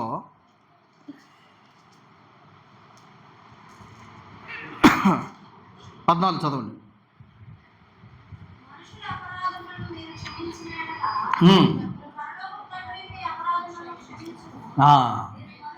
మనం ఏం చేస్తాం తెలుసా? ఒక వ్యక్తి ఏదైనా విషయంలో మనం తప్పు చేస్తే అతను మన హృదయంలో ఏం చేస్తాం తెలుసా? పెట్టేసుకుంటాం. ఏండ్ల తరబడి నాకు ప్రైజ్లో చెప్పాం. నాకు విచారం ఏంటంటే శత్రువుల్ని ప్రేమించమని బైబిల్ చెప్తుంటే, అంటే మీరెవరో బాధపడద్దు. ఈ మధ్య కాలంలో మన ఫెలోషిప్లో కూడా వాడితో మాట్లాడదు, వాడు మనోడు కాదు, వాడితో మాట్లాడదు, వీడు మనోడు కాదు. నాకు ఆశ్చర్యం అనిపించింది. అంత అసలు రేపు పొద్దున పరలోకం ఎక్కడతారా? నిజమంటే నిజంగా చెప్పాలంటే శత్రువుల్ని ప్రేమించమని బైబిల్ చెప్తుంటే నీ తోటి సహోదరుడు అయ్యింది కూడా పక్కనోడితో కొంతమంది మాట్లాడు. నాకు అసలు అది చూసినప్పుడు అనిపిస్తే చాలా బాధ అనిపించింది. ఎందుకంటే నేను మాత్రం అందరితో మాట్లాడు. నేను ఎవరిలో ఉన్నప్పుడు కూడా నేను అందరూ పలకరించేవాడు.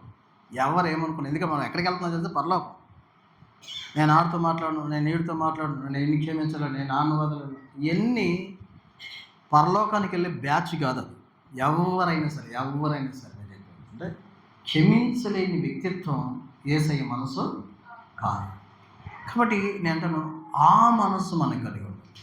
రెండోది, యేసు మనస్సు ఎలాంటిది చూడండి. మన మనస్సు మారి రూపాంతరం చెంది దేవుని మనసులోకి రావాలంటే ప్రభు స్పష్టంగా ఆయనే చెప్పాడు ఈ మాట. మన మనస్సు యేసే మనస్సు చూస్తామా రండి. మత్తయి సువార్త 11వ అధ్యాయం ప్రభు అయిన యేసు తానే చెప్పిన మాట. మత్తయి సువార్త 11వ అధ్యాయం 29వ వచనం చదవండి. నేను సాత్వికుడను, దీన మనస్సు గలవాడను గనుక మీ మీద నా కాడు ఎత్తుకుని నా యొద్ద నేర్చుకోనడి.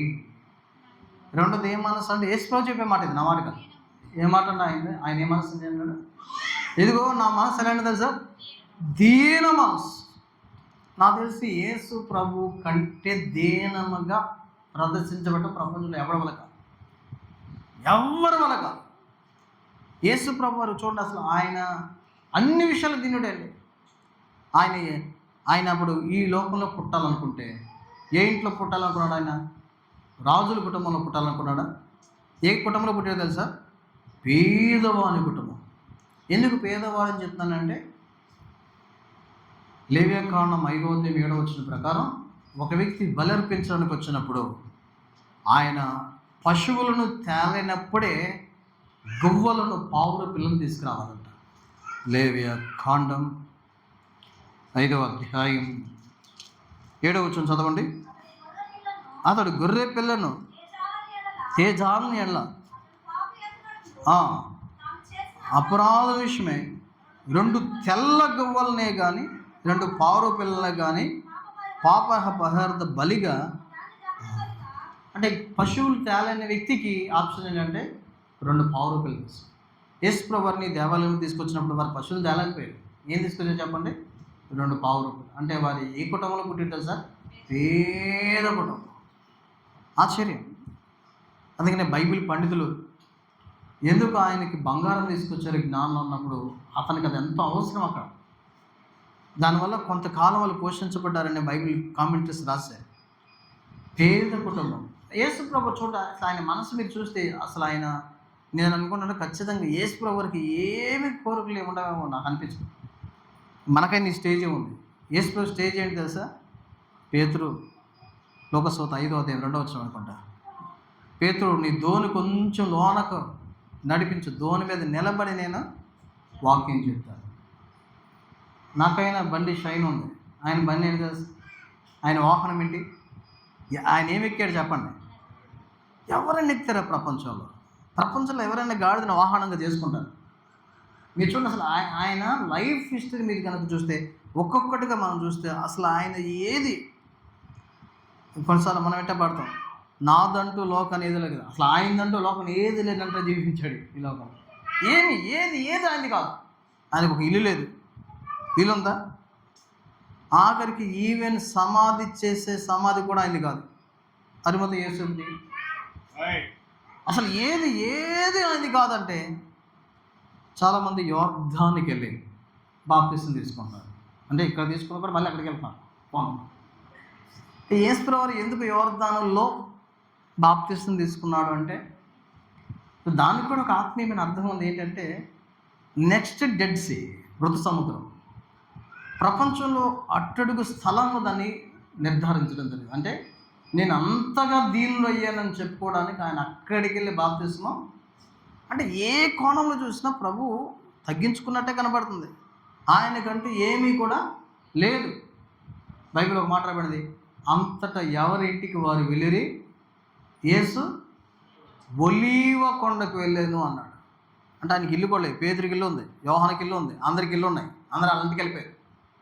కనీసం ఆయనకి తను, అంటే మీరు ఆలోచించండి, అంత దీనమైన మనసు కలిగిన ప్రభువుని మనం కలిగి ఉండి మనలో ఇంచంత దీనం తగ్గించుకో. నేను ట్రైనింగ్లో ఉన్నప్పుడు తిమోతి అంకులు బాప్తిసాలు ఇచ్చారు. బాప్తిసాల బట్టలు నేను తీసి కవర్లు వేసి నల్గొండలో ఒక ఆంటీ ఉంటే ఆంటీకి చెప్పిన, ఆంటీ తిమోతి అంకులు బాప్తిసం ఇచ్చిన బట్టలు ఇవి కొంచెం నీళ్ళలో జోడించిన.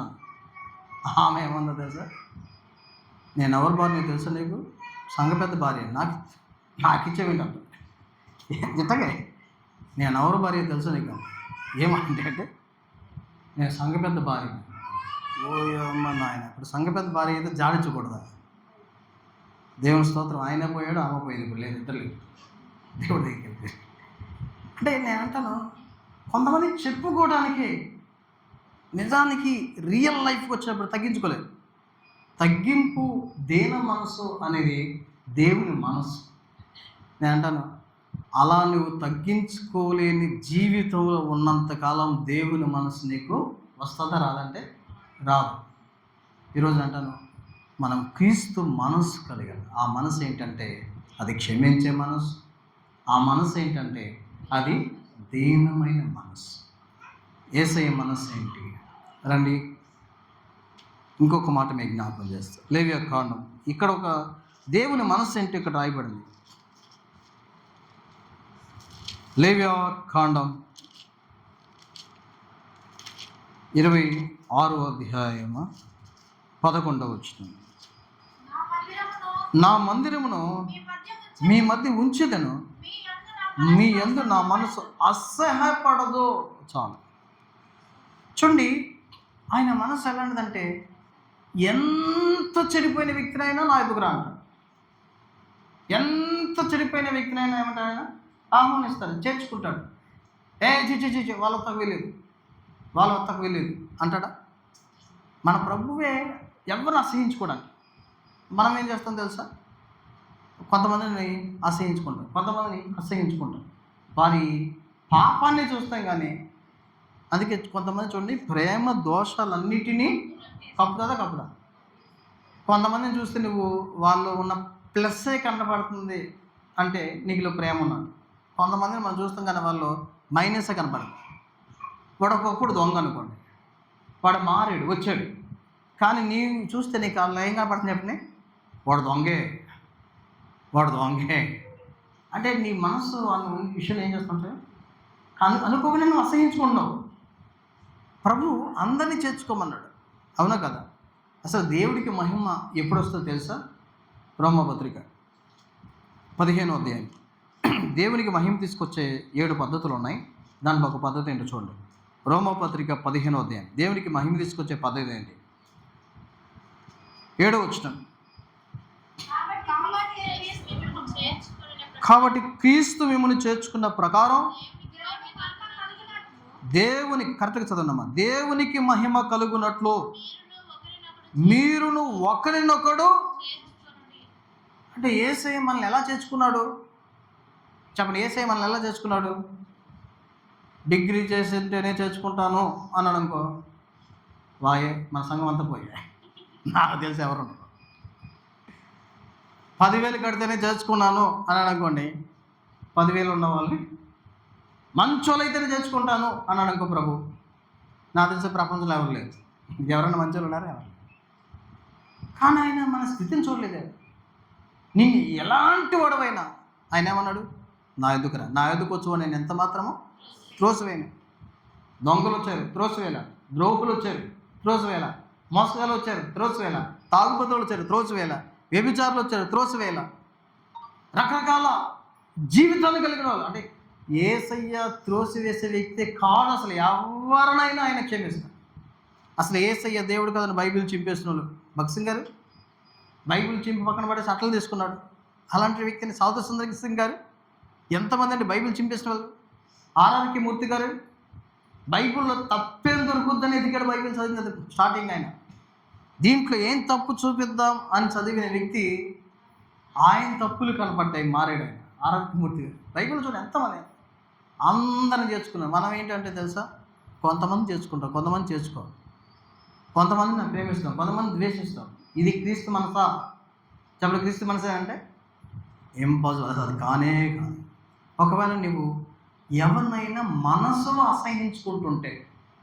అసహించుకునే వ్యతిరేకమైన స్వభావం ఉంటే నీలో ఎవరి మనసు లేదు చెప్పండి? యేసయ్య మనసు లేదు. ఒకవేళ అనుకుందాం చాలా ద్వేషించి, అసలు కొన్నిసార్లు వీళ్ళు అంటారు కొంతమంది, అమ్మో వాడున్న ప్లేస్ నేను పరలోకం కూడా నేను రానన్నా, వాడు ఉంటే కనుక అంటాం. ఏమంటారండి? వాడు ఉంటే రేపోతే నిజంగా పరలోకంలో ఆయన ఉన్నాడు, నువ్వు వెళ్ళకుండా ఉంటావా? అసహ్యమైన మనసు ఆయనలో లేదు. యేసయ్య మనసు ఏంటో చూస్తున్నాం. 1, ఆయన మనసు క్షమించేది. 2, ఆయన మనసు దీనమైంది. 3, ఆయన మనసు అసహ్యపడనిది. 4, ఆయన మనస్సు అలాంటిది. మత్తయి సువార్త 15.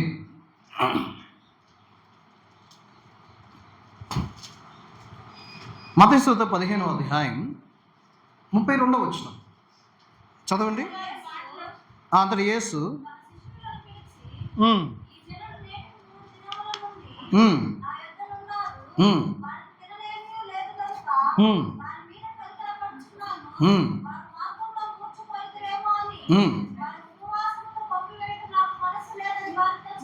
చాలు. ఉపవాసంతో పంపివేసే మనసు కాదు ఆయనది. ఆయన మనసు ఎలా తెలుసా? తృప్తిపరిచే మనసు. యేసయ్య మనసు అని చెప్పండి, తృప్తి మనసు. అంటే మనమైనా గంటన్నర వాక్యం చెప్తాం, కానీ యేసయ్య వాక్యం చెప్తే మొదలు పెట్టామంటే రోజులే. ఆయన అప్పటికి ఎన్ని రోజుల నుంచి వాక్యం చెప్తాడు చెప్పండి? చూశారు కదా, చదవండి. నేటికి 3 దినముల నుండి నా యొద్ద. అందుకే మనకంటే వాళ్ళకి గొప్పవాళ్ళు. ఆయన 3 రోజుల నుంచి వాక్యం చెప్తుంటే ఎవరు కథలను కూడా కదలలేదు. అంటే భోజనం తెచ్చుకున్నారని తెలియదు. అంటే ముందే వాళ్ళకి తెలుసు కదా, యేసయ్యేమో ఆయన కొండెక్కాడంటే దిగడు.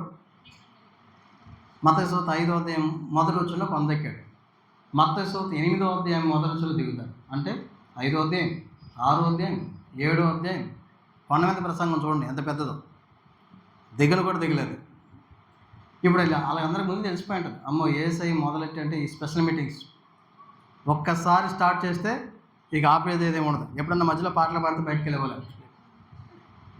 3 దినాల నుంచి నా దగ్గర ఉన్నారు, వాళ్ళని ఖాళీకి పంపలేను, వారిని నేను ఉపవాసంతో పంపలేను, వాళ్ళని తృప్తిపరచు పంపాను. అది యేసయ్య మనసు. చూడండి, చాలామంది జీవితంలో అంటే నేను అనుకుంటాను, ఈ ఆతిథ్యం చేసే మనసు చాలామందికి లేదు. కొంతమంది ఎవరైనా ఇంటికి వస్తే నీకు కలిగిందే ఏం చేస్తా, నీకు కలిగింది ఏదో ముందు ఆత్మీయ ఆహారం పెట్టాలి, తర్వాత భౌతికమైన ఆహారం ఏదైనా ఇవ్వాలి. అందుకనే ప్రారంభంలో సువార్థకులు ఎలా సువార్త చేశారో తెలుసా? సాల్వేషన్ ఆర్మీ దాని వ్యవస్థాపకులు డాక్టర్ విలియం బూత్ గారు. ఆయన ఒక సూత్రం, ఏంటి ఆ సూత్రం అంటే సూప్ తర్వాత సోప్ తర్వాత గాస్పెల్ అనేది ఒకటి ఉంది. అంటే ముందు ఆయన ఏం చేసేవాడంటే ఎవరికైనా సువార్త చెప్పేటప్పుడు అతను అక్కరేంటో కనుక్కునేవాడు. మిషనరీస్ చేసిన సేవ పద్ధతి ఇదే. ఇప్పుడు మన క్రైస్తవ మిషనరీస్ ప్రపంచంలో ఈ భారతదేశానికి వచ్చి సేవ ఎలా చేశారు అంటే ముందు వాళ్ళ అక్కరేంటి, వాళ్ళ అవసరం ఏంటి, వారు అనారోగ్యంతో ఉన్నారా, వాళ్ళ ఆకలితో ఉన్నారా. ఇప్పుడు బాగా ఆకలితో ఉన్నాం అనుకోండి, ఆయన కూర్చోబెట్టి పాపులు రక్షించుటకు క్రీస్తు యేసు ఈ లోకానికి వచ్చాను అన్నానికి ఏమంటాడు? మా పైకి అనపోయినా ఎవరు దొంపేదాకా ఏంట్రా ఆకలి చచ్చిపోతుంది, ఏంటి ఆకలితో అసలు నేను చచ్చిపోతుంటే పాపులు రక్షించడం అది కాదు పద్ధతి. అంటే పద్ధతి ఏంటంటే మనం క్రీస్తు ప్రేమను ముందు పరిచయం చేయాలి. అయ్యే కూర్చో, నీకు వాటర్ తాగు, నీకు ఒక బండు తీసుకో, లేదా ఒక టీ తీసుకో, ఏదో ఒకటి చేయి. కొంతమందికి ఆతిథ్యం చేయటము అనేది కూడా లేదండి. యేసయ్య మనసు ఏంటి తెలుసా? ఆయన ఖాళీగా పంపేవాడు, నీకు కలిగిందే. ఏలియా వచ్చాడు, ఎక్కడికి వచ్చాడు చెప్పండి? సారేపాతు విధవరాల దగ్గరికి వచ్చాడు. అప్పుడు మనం చూస్తే ఆమె ఏం చేస్తుంది? పొల్లలు ఏరుకుంటుంది. ఆమె దగ్గర ఎంత ఉంది? పిండి కొద్దిగా ఉంది, ఒకే ఒక అప్పడం అవుతుంది, రొట్టె. మనం ఏం చేస్తాం తెలుసా? ఆమెను యథార్థంగా చెప్పింది, అయ్యా కొద్దిగా ఉంది, పిండి కొద్దిగా ఉంది. మనం ఏం చేస్తాం? అసలు ఏం లేదు అయ్యా, 3 రోజులు ఉపవాసంతో ఉన్నాను. మనము ఆశీర్వాదం పద్ధతి తెలియట్లా. ఈరోజు ఒక ఆయన ఇలా అన్నాడు, క్రైస్తవుడు ఆశీర్వదించబడటం అంటే వారికి తెలియలేదు అన్నాడు. క్రైస్తవులకి ఆశీర్వదించబడటం అంటే ఏంటో తెలియలేదా? ఏమనుకున్నానంటే దాస్తేనే మనం అనుకున్నాం, అది కాదు ఆశీర్వాదం. నువ్వు చేసి చూడు, పరిచర్య అంటే దేవునికి ఇచ్చి చూడు, దేవుని పరిచర్యకి వాడు చూడు, అది దీవెన. నువ్వు ఊహించలేను. కోల్గేట్ టూత్పేస్ట్ ఎంతమంది తెలుసు? ఏమన్నా తెలుసా? మీరు ఎవరు తెలియదా? చేయొస్తుంది, తెలిసిన వాళ్ళు చేసేస్తుంది. ముసలి కదా, చేసి కూడా ఎత్తలేకపోతున్నట్టు. ఎందుకంటే నాకు తెలిసి ఇదంతా 50+ లేకున్నారు. ఎవరో ఒకరు ఆయన ముందు దేవుని భాగం 10% తీసేవాడంట. దేవుడు బహుగా విస్తరిస్తే ఎంత తీసాడు తెలుసా?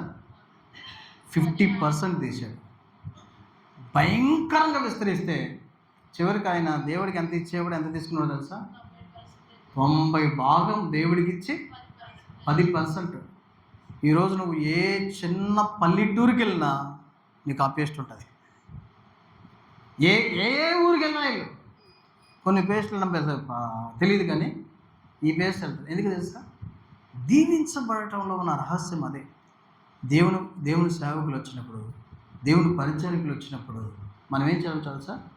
అబ్రహాము ఆ వయసులో 18వ అధ్యాయం మనం చూస్తే, ఆదికాండం 18లో ముసల వయసులో ఒక 3 దేవుని దూతల దగ్గరికి వచ్చినప్పుడు ఏం చేస్తారు సార్? ఎండవేళ మనం ఏం చేస్తాం? ఎండవేళ ఏం చేస్తాం? శుభ్రంగా నిద్రపోతాం. అప్పుడు పరిగెత్తికెళ్ళి శారాముకు చెప్పి త్వరగా సిద్ధపరచు అని చెప్పాడు. అందుకని ఆతిథ్యం మర్చిపోవద్దు, ఇది దేవునికి ఇష్టమైన యాగం. ఎవ్రీకి అందుకంటే చెప్పాడు. కాబట్టి ఈరోజు మనకు ఆ మనసు ఉందా అంటే, పెట్టే మనసు ఉందా అంటే, మనం 1 వే మాట. నేను వస్తే ఏం పెడతావు అంటే 1 వేనే. నేను వస్తే ఏం పెడతావు, మీరు వస్తే ఏం తెస్తావు. అర్థమైంది మీకు? నేను మీ ఇంటికి వస్తే ఏం పెడతావు చెప్పు, నువ్వు వస్తున్నావా ఏం తెస్తున్నావు చెప్పు. అటు మొత్తం రావటమే. ఈరోజు అంటాను, ఈ మనసు నువ్వు నేర్చుకోనంత వరకు యేసయ్య మనసు నీలో లేదు. 4 విషయాలు చెప్పినా, 3 చెప్పినా. ఏ మనసు యేసయ్యది? క్షమించే మనసు. ఏ మనసు యేసయ్యది? దీనకలం గల మనసు. ఏదేమో అసహ్యపడని మనసు. యేసయ్య మనసు ఎలాంటిదంటే, ఎలాంటి మనసు? తృప్తిపరిచే మనసు. చూడండి, ఈ మనసు మనం కలిగి ఉన్నామా? ఈ మాట కూడా ముందుకెళ్దాం. యేసయ్య మనస్సు గురించి మనం చూస్తే లూకాసు సువార్త 9వ అధ్యాయం చూడండి. లూకాసు సువార్త 9వ అధ్యాయం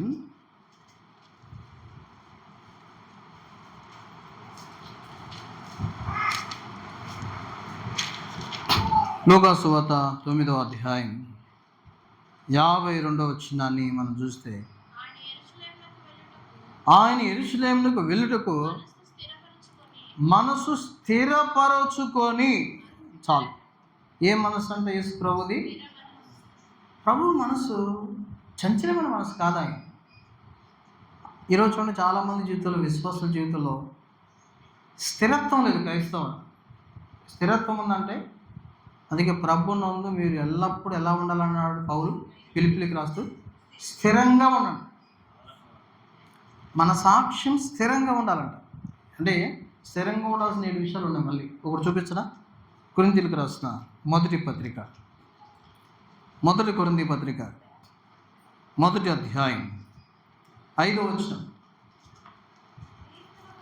క్రీస్తును కూర్చున్న సాక్ష్యము. చాలు. ఏ సాక్ష్యం అండి? క్రీస్తును కూర్చున్న సాక్ష్యం మనలో స్థిరపరచబడాలి. అంటే ఏంటి తెలుసా? ఆమె మందిరానికి ఎప్పుడు ప్రారంభంలోనే వస్తుందండి. ఈ మాట స్థిరంగా ఉండాలి.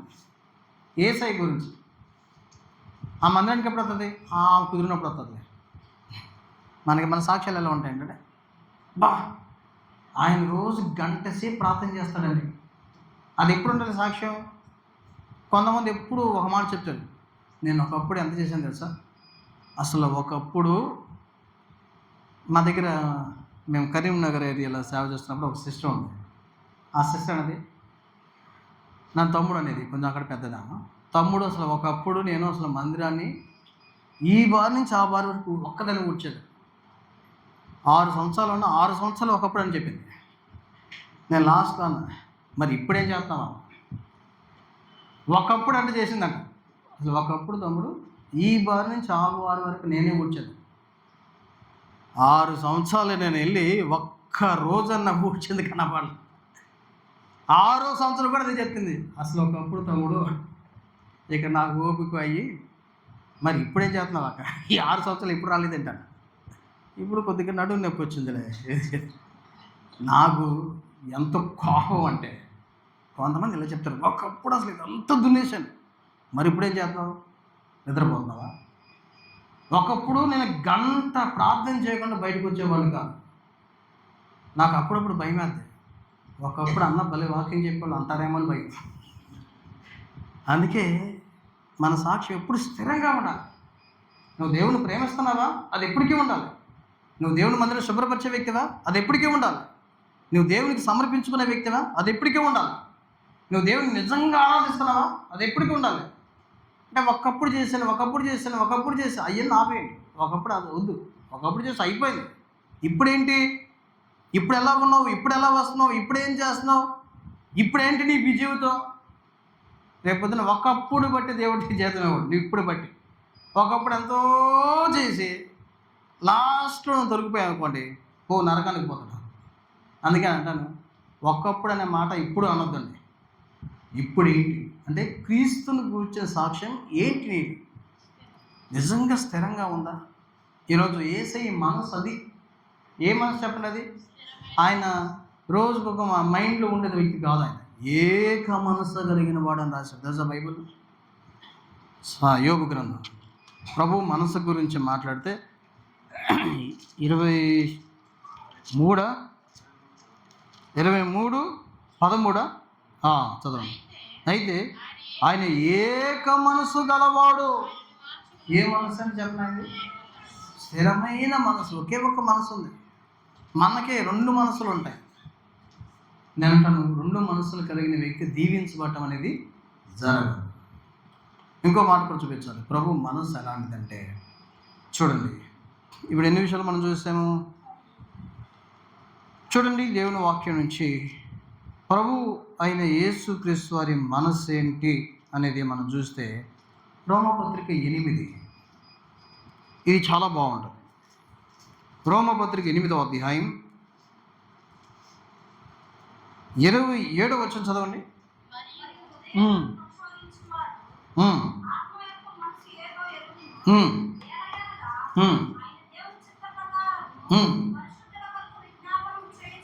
చాలు. ప్రభు మనసు ఎలాంటిదంటే విజ్ఞాపన మనసు ఆయనకు ఉంది. ఏ మనసు చెప్పండి ఆయనకి? అందుకే తండ్రి, కుమార, పరిశుద్ధాత్మ ఒకరే. యేసుప్రభువు ఈ భూమి మీద జీవించినప్పుడు ఆయన ఏం చేశాడో తెలుసా? ప్రతిరోజు ఆయన చేసే ఒక పని చూపిస్తాను మీ చుట్టూ.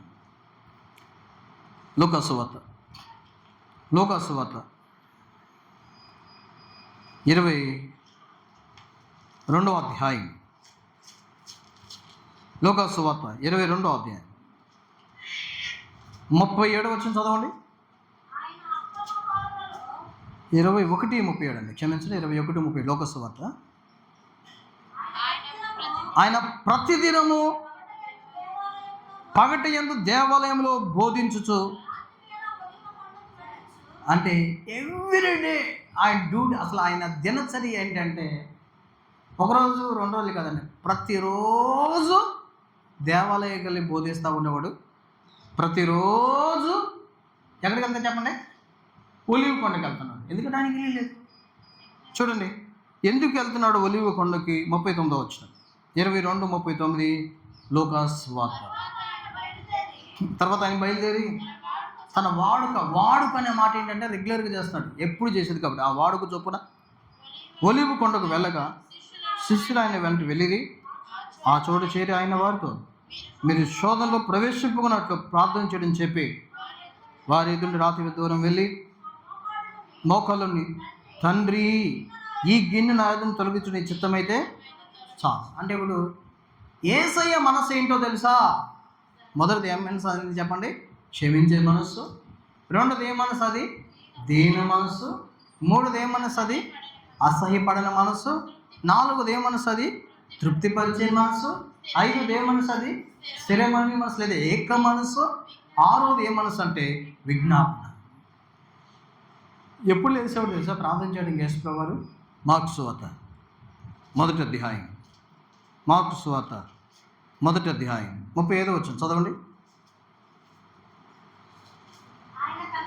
ఆయన పెందల కన్నా లేచి ఇంకను చీకటి ఉండగానే బయలుదేరి అరణ్య ప్రదర్శనకు వెళ్ళి అక్కడ ప్రార్థన. నాకు అనిపిస్తుంది యేసు ప్రభువు శరీరధారై ఉన్న దినాల్లో హెబ్రీ పత్రిక చూడండి, ఇవన్నీ మనకు తెలియాలి. 5వ అధ్యాయం 7వ వచనం, హెబ్రీ పత్రిక 5:7. శరీరధారి అయిన దినముల్లో మహారోదనంతోనూ కన్నీళ్లతోనూ తను మరణం నుండి రక్షింపగలవానికి. ఏంటండి అసలు ఇప్పుడు మీరు ఆలోచించారా? ఇవన్నీ ఎవరి గురించి చదివేం తెలుసా? అసలు పాపమే లేని పరలోకములో నుండి దిగి వచ్చిన పరిశుద్ధుడైన దేవుడు భూమి మీద శరీరంతో ఉన్నప్పుడు ఆ దేవునికే తెల్లవారుజాము లేచి ప్రతిరోజు ఒలీవ కొండకెళ్ళి కన్నీటితో, ఇక్కడేం రాశాడు, రోదనముతో కన్నీళ్ళతో ప్రార్థన చేస్తున్న అవసరత ఆయనకే భూమి మీద అవసరం అయితే మనకి ఎంత ఉండాలి చెప్పండి? మీరు అర్థం చేసుకుంటున్నారా? ఆయన మనలంటాడు కాదు. అసలు ఏం తప్పు చేయని ఆ మహాదేవుడే భూమి మీద జీవించాలంటే అంత ప్రార్థన ఆయనకి అంత అవసరమే. అందుకే యేసు ప్రభు దగ్గర ఉన్న శక్తి ఏంటంటే ప్రార్థన శక్తి. ఆయన దగ్గర ఏముంది చెప్పండి? ఆయన 40 దినాలు ఉపవాస ప్రార్థన చేసినప్పుడు సాతాను వస్తే, ఇదిగో ఈ రాళ్ళను రొట్టెలు చేసుకుని తినొచ్చు కదా అంటే ఆయన సాతాన్ని ఎదిరించగలిగినాడు.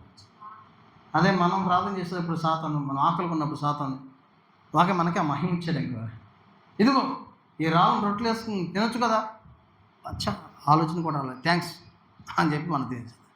ఎందుకు వారికి జ్ఞాపకం చేస్తానంటే ప్రార్థన చేసే వ్యక్తి దగ్గర అతీతమైన శక్తి ఉంటుంది. సాతాను వాడు రావాలంటే భయపడతాడు.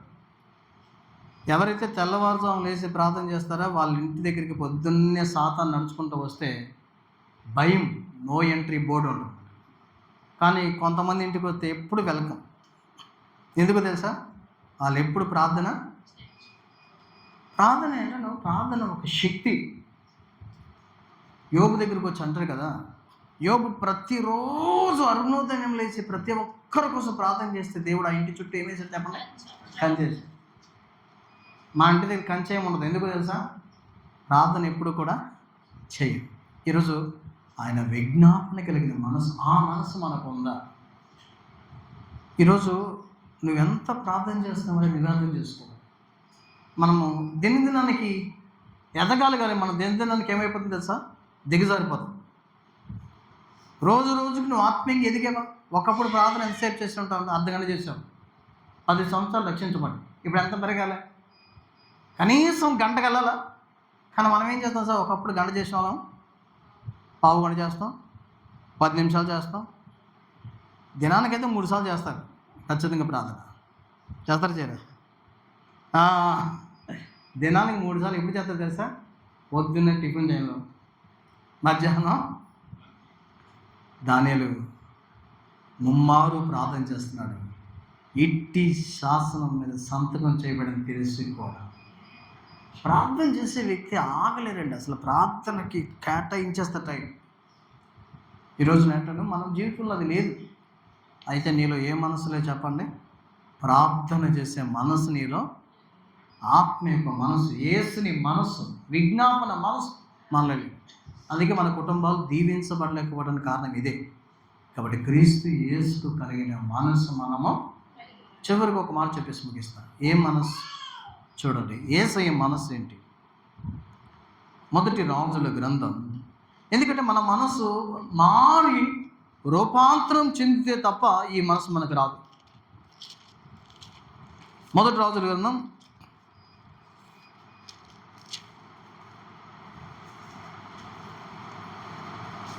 ఒక నిమిషం అండి. 2వ రాజులు అనుకోండి. 2వ రాజుల గ్రంథం 8వ అధ్యాయం దగ్గరికి మనం వెళ్దాం. 2వ రాజుల గ్రంథం 8వ అధ్యాయం 19వ వచనం చివరి మాట. 2వ రాజులు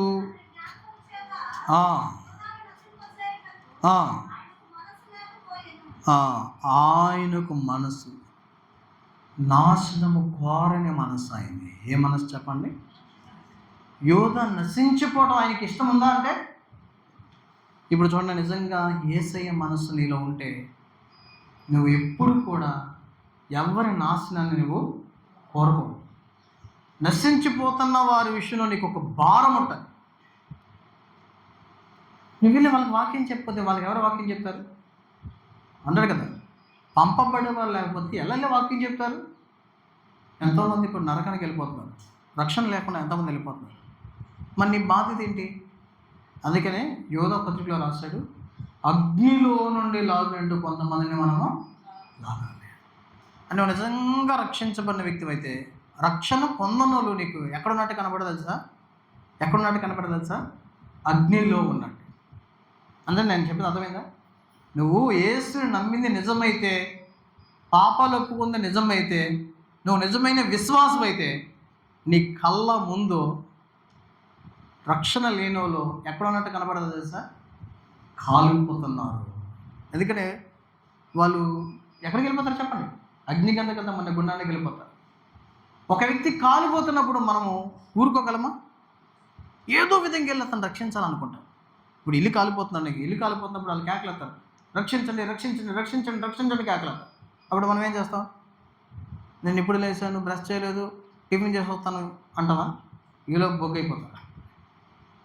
మునిగిపోతుంది ఒక వాడ, మునిగిపోయే వాడ దగ్గరికి వెళ్ళి వాళ్ళు రక్షించండి రక్షించండి అన్నాను అనుకోండి, నేను తర్వాత వస్తానులే అంటే కుదురుద్దా? ఉన్న పాటున నువ్వు ఏ వస్త్రాలతో ఉన్నా కూడా ఆలోచించకుండా పరిగెత్తికెళ్ళిపోయి కాలిపోతున్న వారిని ఏం చేస్తావు? రక్షిస్తావు. అలాగే నశించిపోతున్న వారి విషయంలో నీ స్పందన లేదు అంటే నువ్వు నాశనం కోరన మనసు కలిగి ఉన్నావా? ఈరోజు మనం అర్థం చేసుకోవాలి. కలుమూసుకొని ప్రార్థన చేస్తాం. యేసయ్య మనసు, అందుకే ఆయన ఎవరును నశింపవాలని ఇచ్చేయింపకనే మాట అక్కడ రాయబడి 2 పేతురు పత్రికలో మనం చూస్తాం. ఎవ్వరు నశించిపోవు. ఒకసారి ఆలోచించు, నువ్వు నిజంగా రక్షించబడిన విశ్వాసం అయితే నీలో ఈ మనస్సు ఉందా? యేసయ్య మనస్సు నీలో లేకుండా ఎంతకాలం విశ్వాసమైన లాభం ఏంటి? నువ్వు ఎంతకాలం మందిరానికి వస్తామని ఆయన అడగడు. నువ్వు ఎంత వాక్యం చదువుతామని ఆయన అడగడు. ఎన్ని సందేశాలు విన్నామని ఆయన అడగడు. ఆయన నిన్ను అడిగేది ఏదైనా ఉందంటే, నువ్వు నాలాగా ఎంత మారేవు, నా రూపంలోనికి ఎంత వచ్చావు. విచారకరమైన సంగతి ఏంటంటే, అందరూ కళ్ళు మూసుకుంటే ఒక్క నిమిషం మన హృదయాన్ని తెరిద్దాం. దేవునికి మన హృదయాన్ని తెరిచి చూపిద్దాం. ప్రభా, నా హృదయము నీ మనసుగా మారింది. లేదు, నువ్వు ఇంకా క్షమించలేకపోతున్నావు పక్క వ్యక్తిని. ఏదో మందిరానికి వచ్చినప్పుడే ఉంది కానీ నీలో క్షమాపణ అనే మనస్సు లేదు. ప్రభు నీ గురించి వర్తమానం, నువ్వు ఎలా ఉంటే పరలోకానికి రావు. నా మనస్సు నీలో రానంత వరకు నీ వేషధన లైఫ్ నేను అసహించుకుంటాను. అందుకే లబోదికి సంగతి ఆయన చెప్పాడు, నేను బాగానే ఉన్నాను, ధనవృద్ధి చేస్తాను అనుకుంటున్నావు, నేను నిన్ను ఉమ్మవేయాలనుకుంటున్నాను. ఒకవేళ ప్రభు అదే మాట నీతో అన్నాడా? నువ్వు పైకి మాత్రమే క్షమిస్తున్నావు కానీ హృదయంలో క్షమించలా, మనస్సులో క్షమించలా. పలానా వ్యక్తి అంటే ద్వేషం, పలానా వ్యక్తి అంటే కుళ్ళు, పలానా వ్యక్తి అంటే అసహ్యం, ఆయనంటే పడదు, ఈయనంటే పడదు, ఈయనంటే ఈయనతో మాట్లాడు, ఆయనతో మాట్లాడు. జాగ్రత్త, నువ్వు దేవుని బిడ్డవైతే అలా ఉండవు. ఎదుటి వ్యక్తిని ప్రేమించలేని నీవు, ఎదుటి వ్యక్తిని క్షమించలేని నీవు, ఎదుటి వ్యక్తితో మాట్లాడలేని నీవు పరలోకం వెళ్తామని అస్సలు అనుకోవద్దు. అది జరగదు. భూమి మీద క్షమించలేని, భూమి మీద ప్రేమించలేని, భూమి మీద మాట్లాడలేని నీవు పరలోకంలో ఎలా కలిసి ఉంటావు? అది యేసయ్య మనసు కాదు.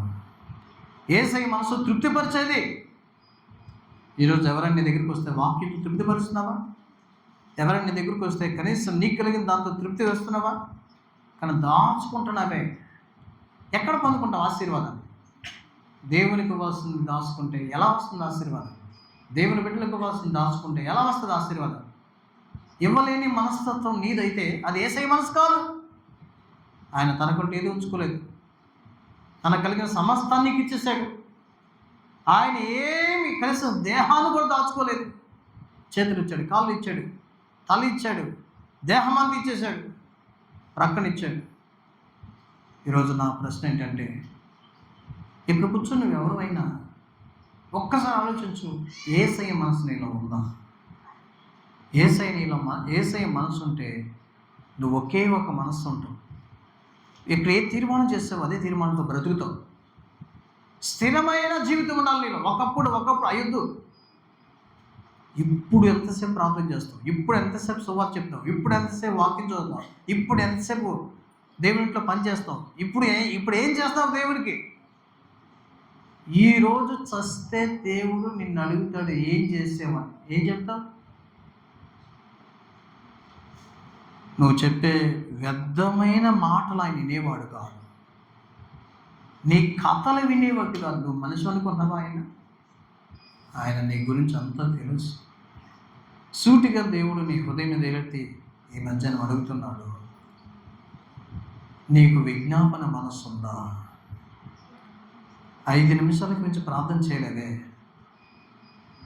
గంటల తరబడి యేసయ్య ఒలీవ కొండ మీద ప్రార్థన చేశాడు.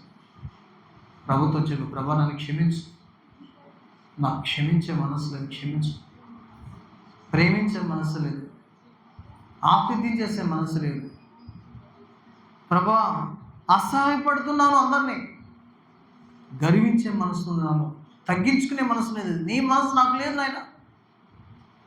నా డబ్బుని బట్టి గర్విస్తున్నాను, నా స్థితిని బట్టి గర్విస్తున్నాను ప్రభా. అందుకే నేను అందరితో కలవలేకపోతున్నాను. నాశనము కోరిన మనసు, అందుకే మీరు పరిగెత్తారు సువార్తకి.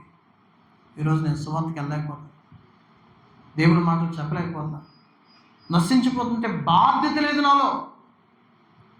ఒకవేళ ఏదైనా విషయం ప్రభు నిజంగా యథార్థంగా స్పష్టంగా నీతో మాట్లాడితే ఈ మధ్యాహ్నం నువ్వు చేయొద్దు, చూపించు, ప్రభా నాతో మాట్లాడావు, నా కోసం ప్రార్థన చేయండి, నాలో యేసయ్య మనసు లేదు.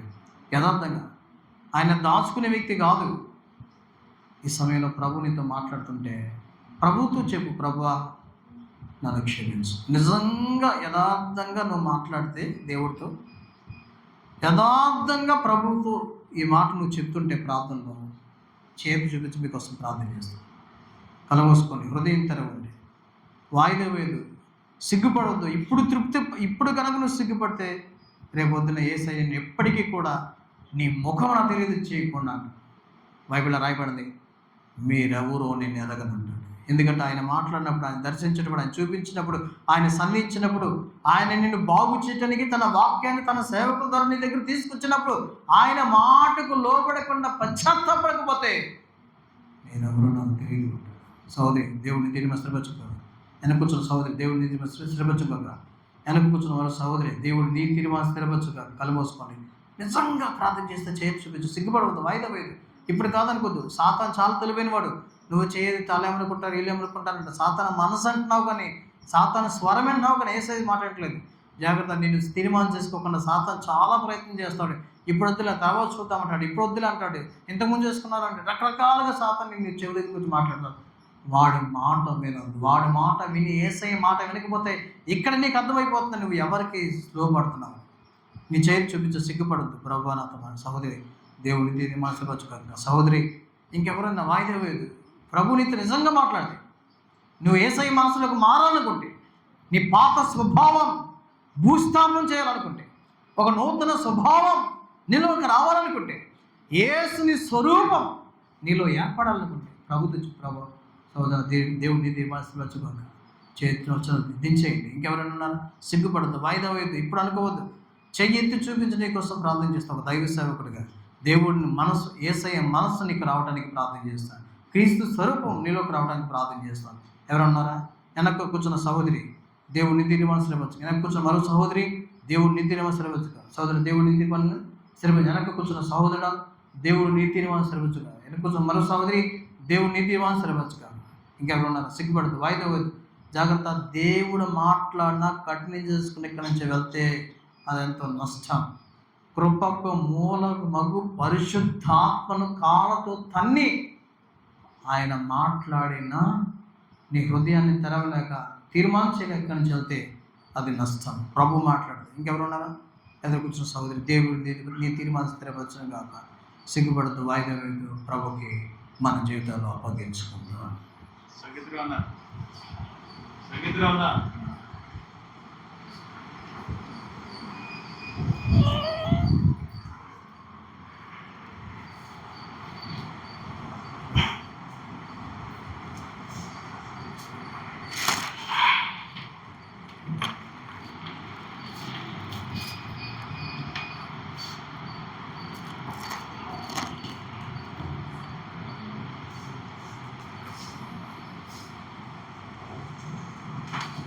ప్రార్థన చేసుకున్నాం. పరిశుద్ధుడు తండ్రి, ప్రేమ మా ప్రభా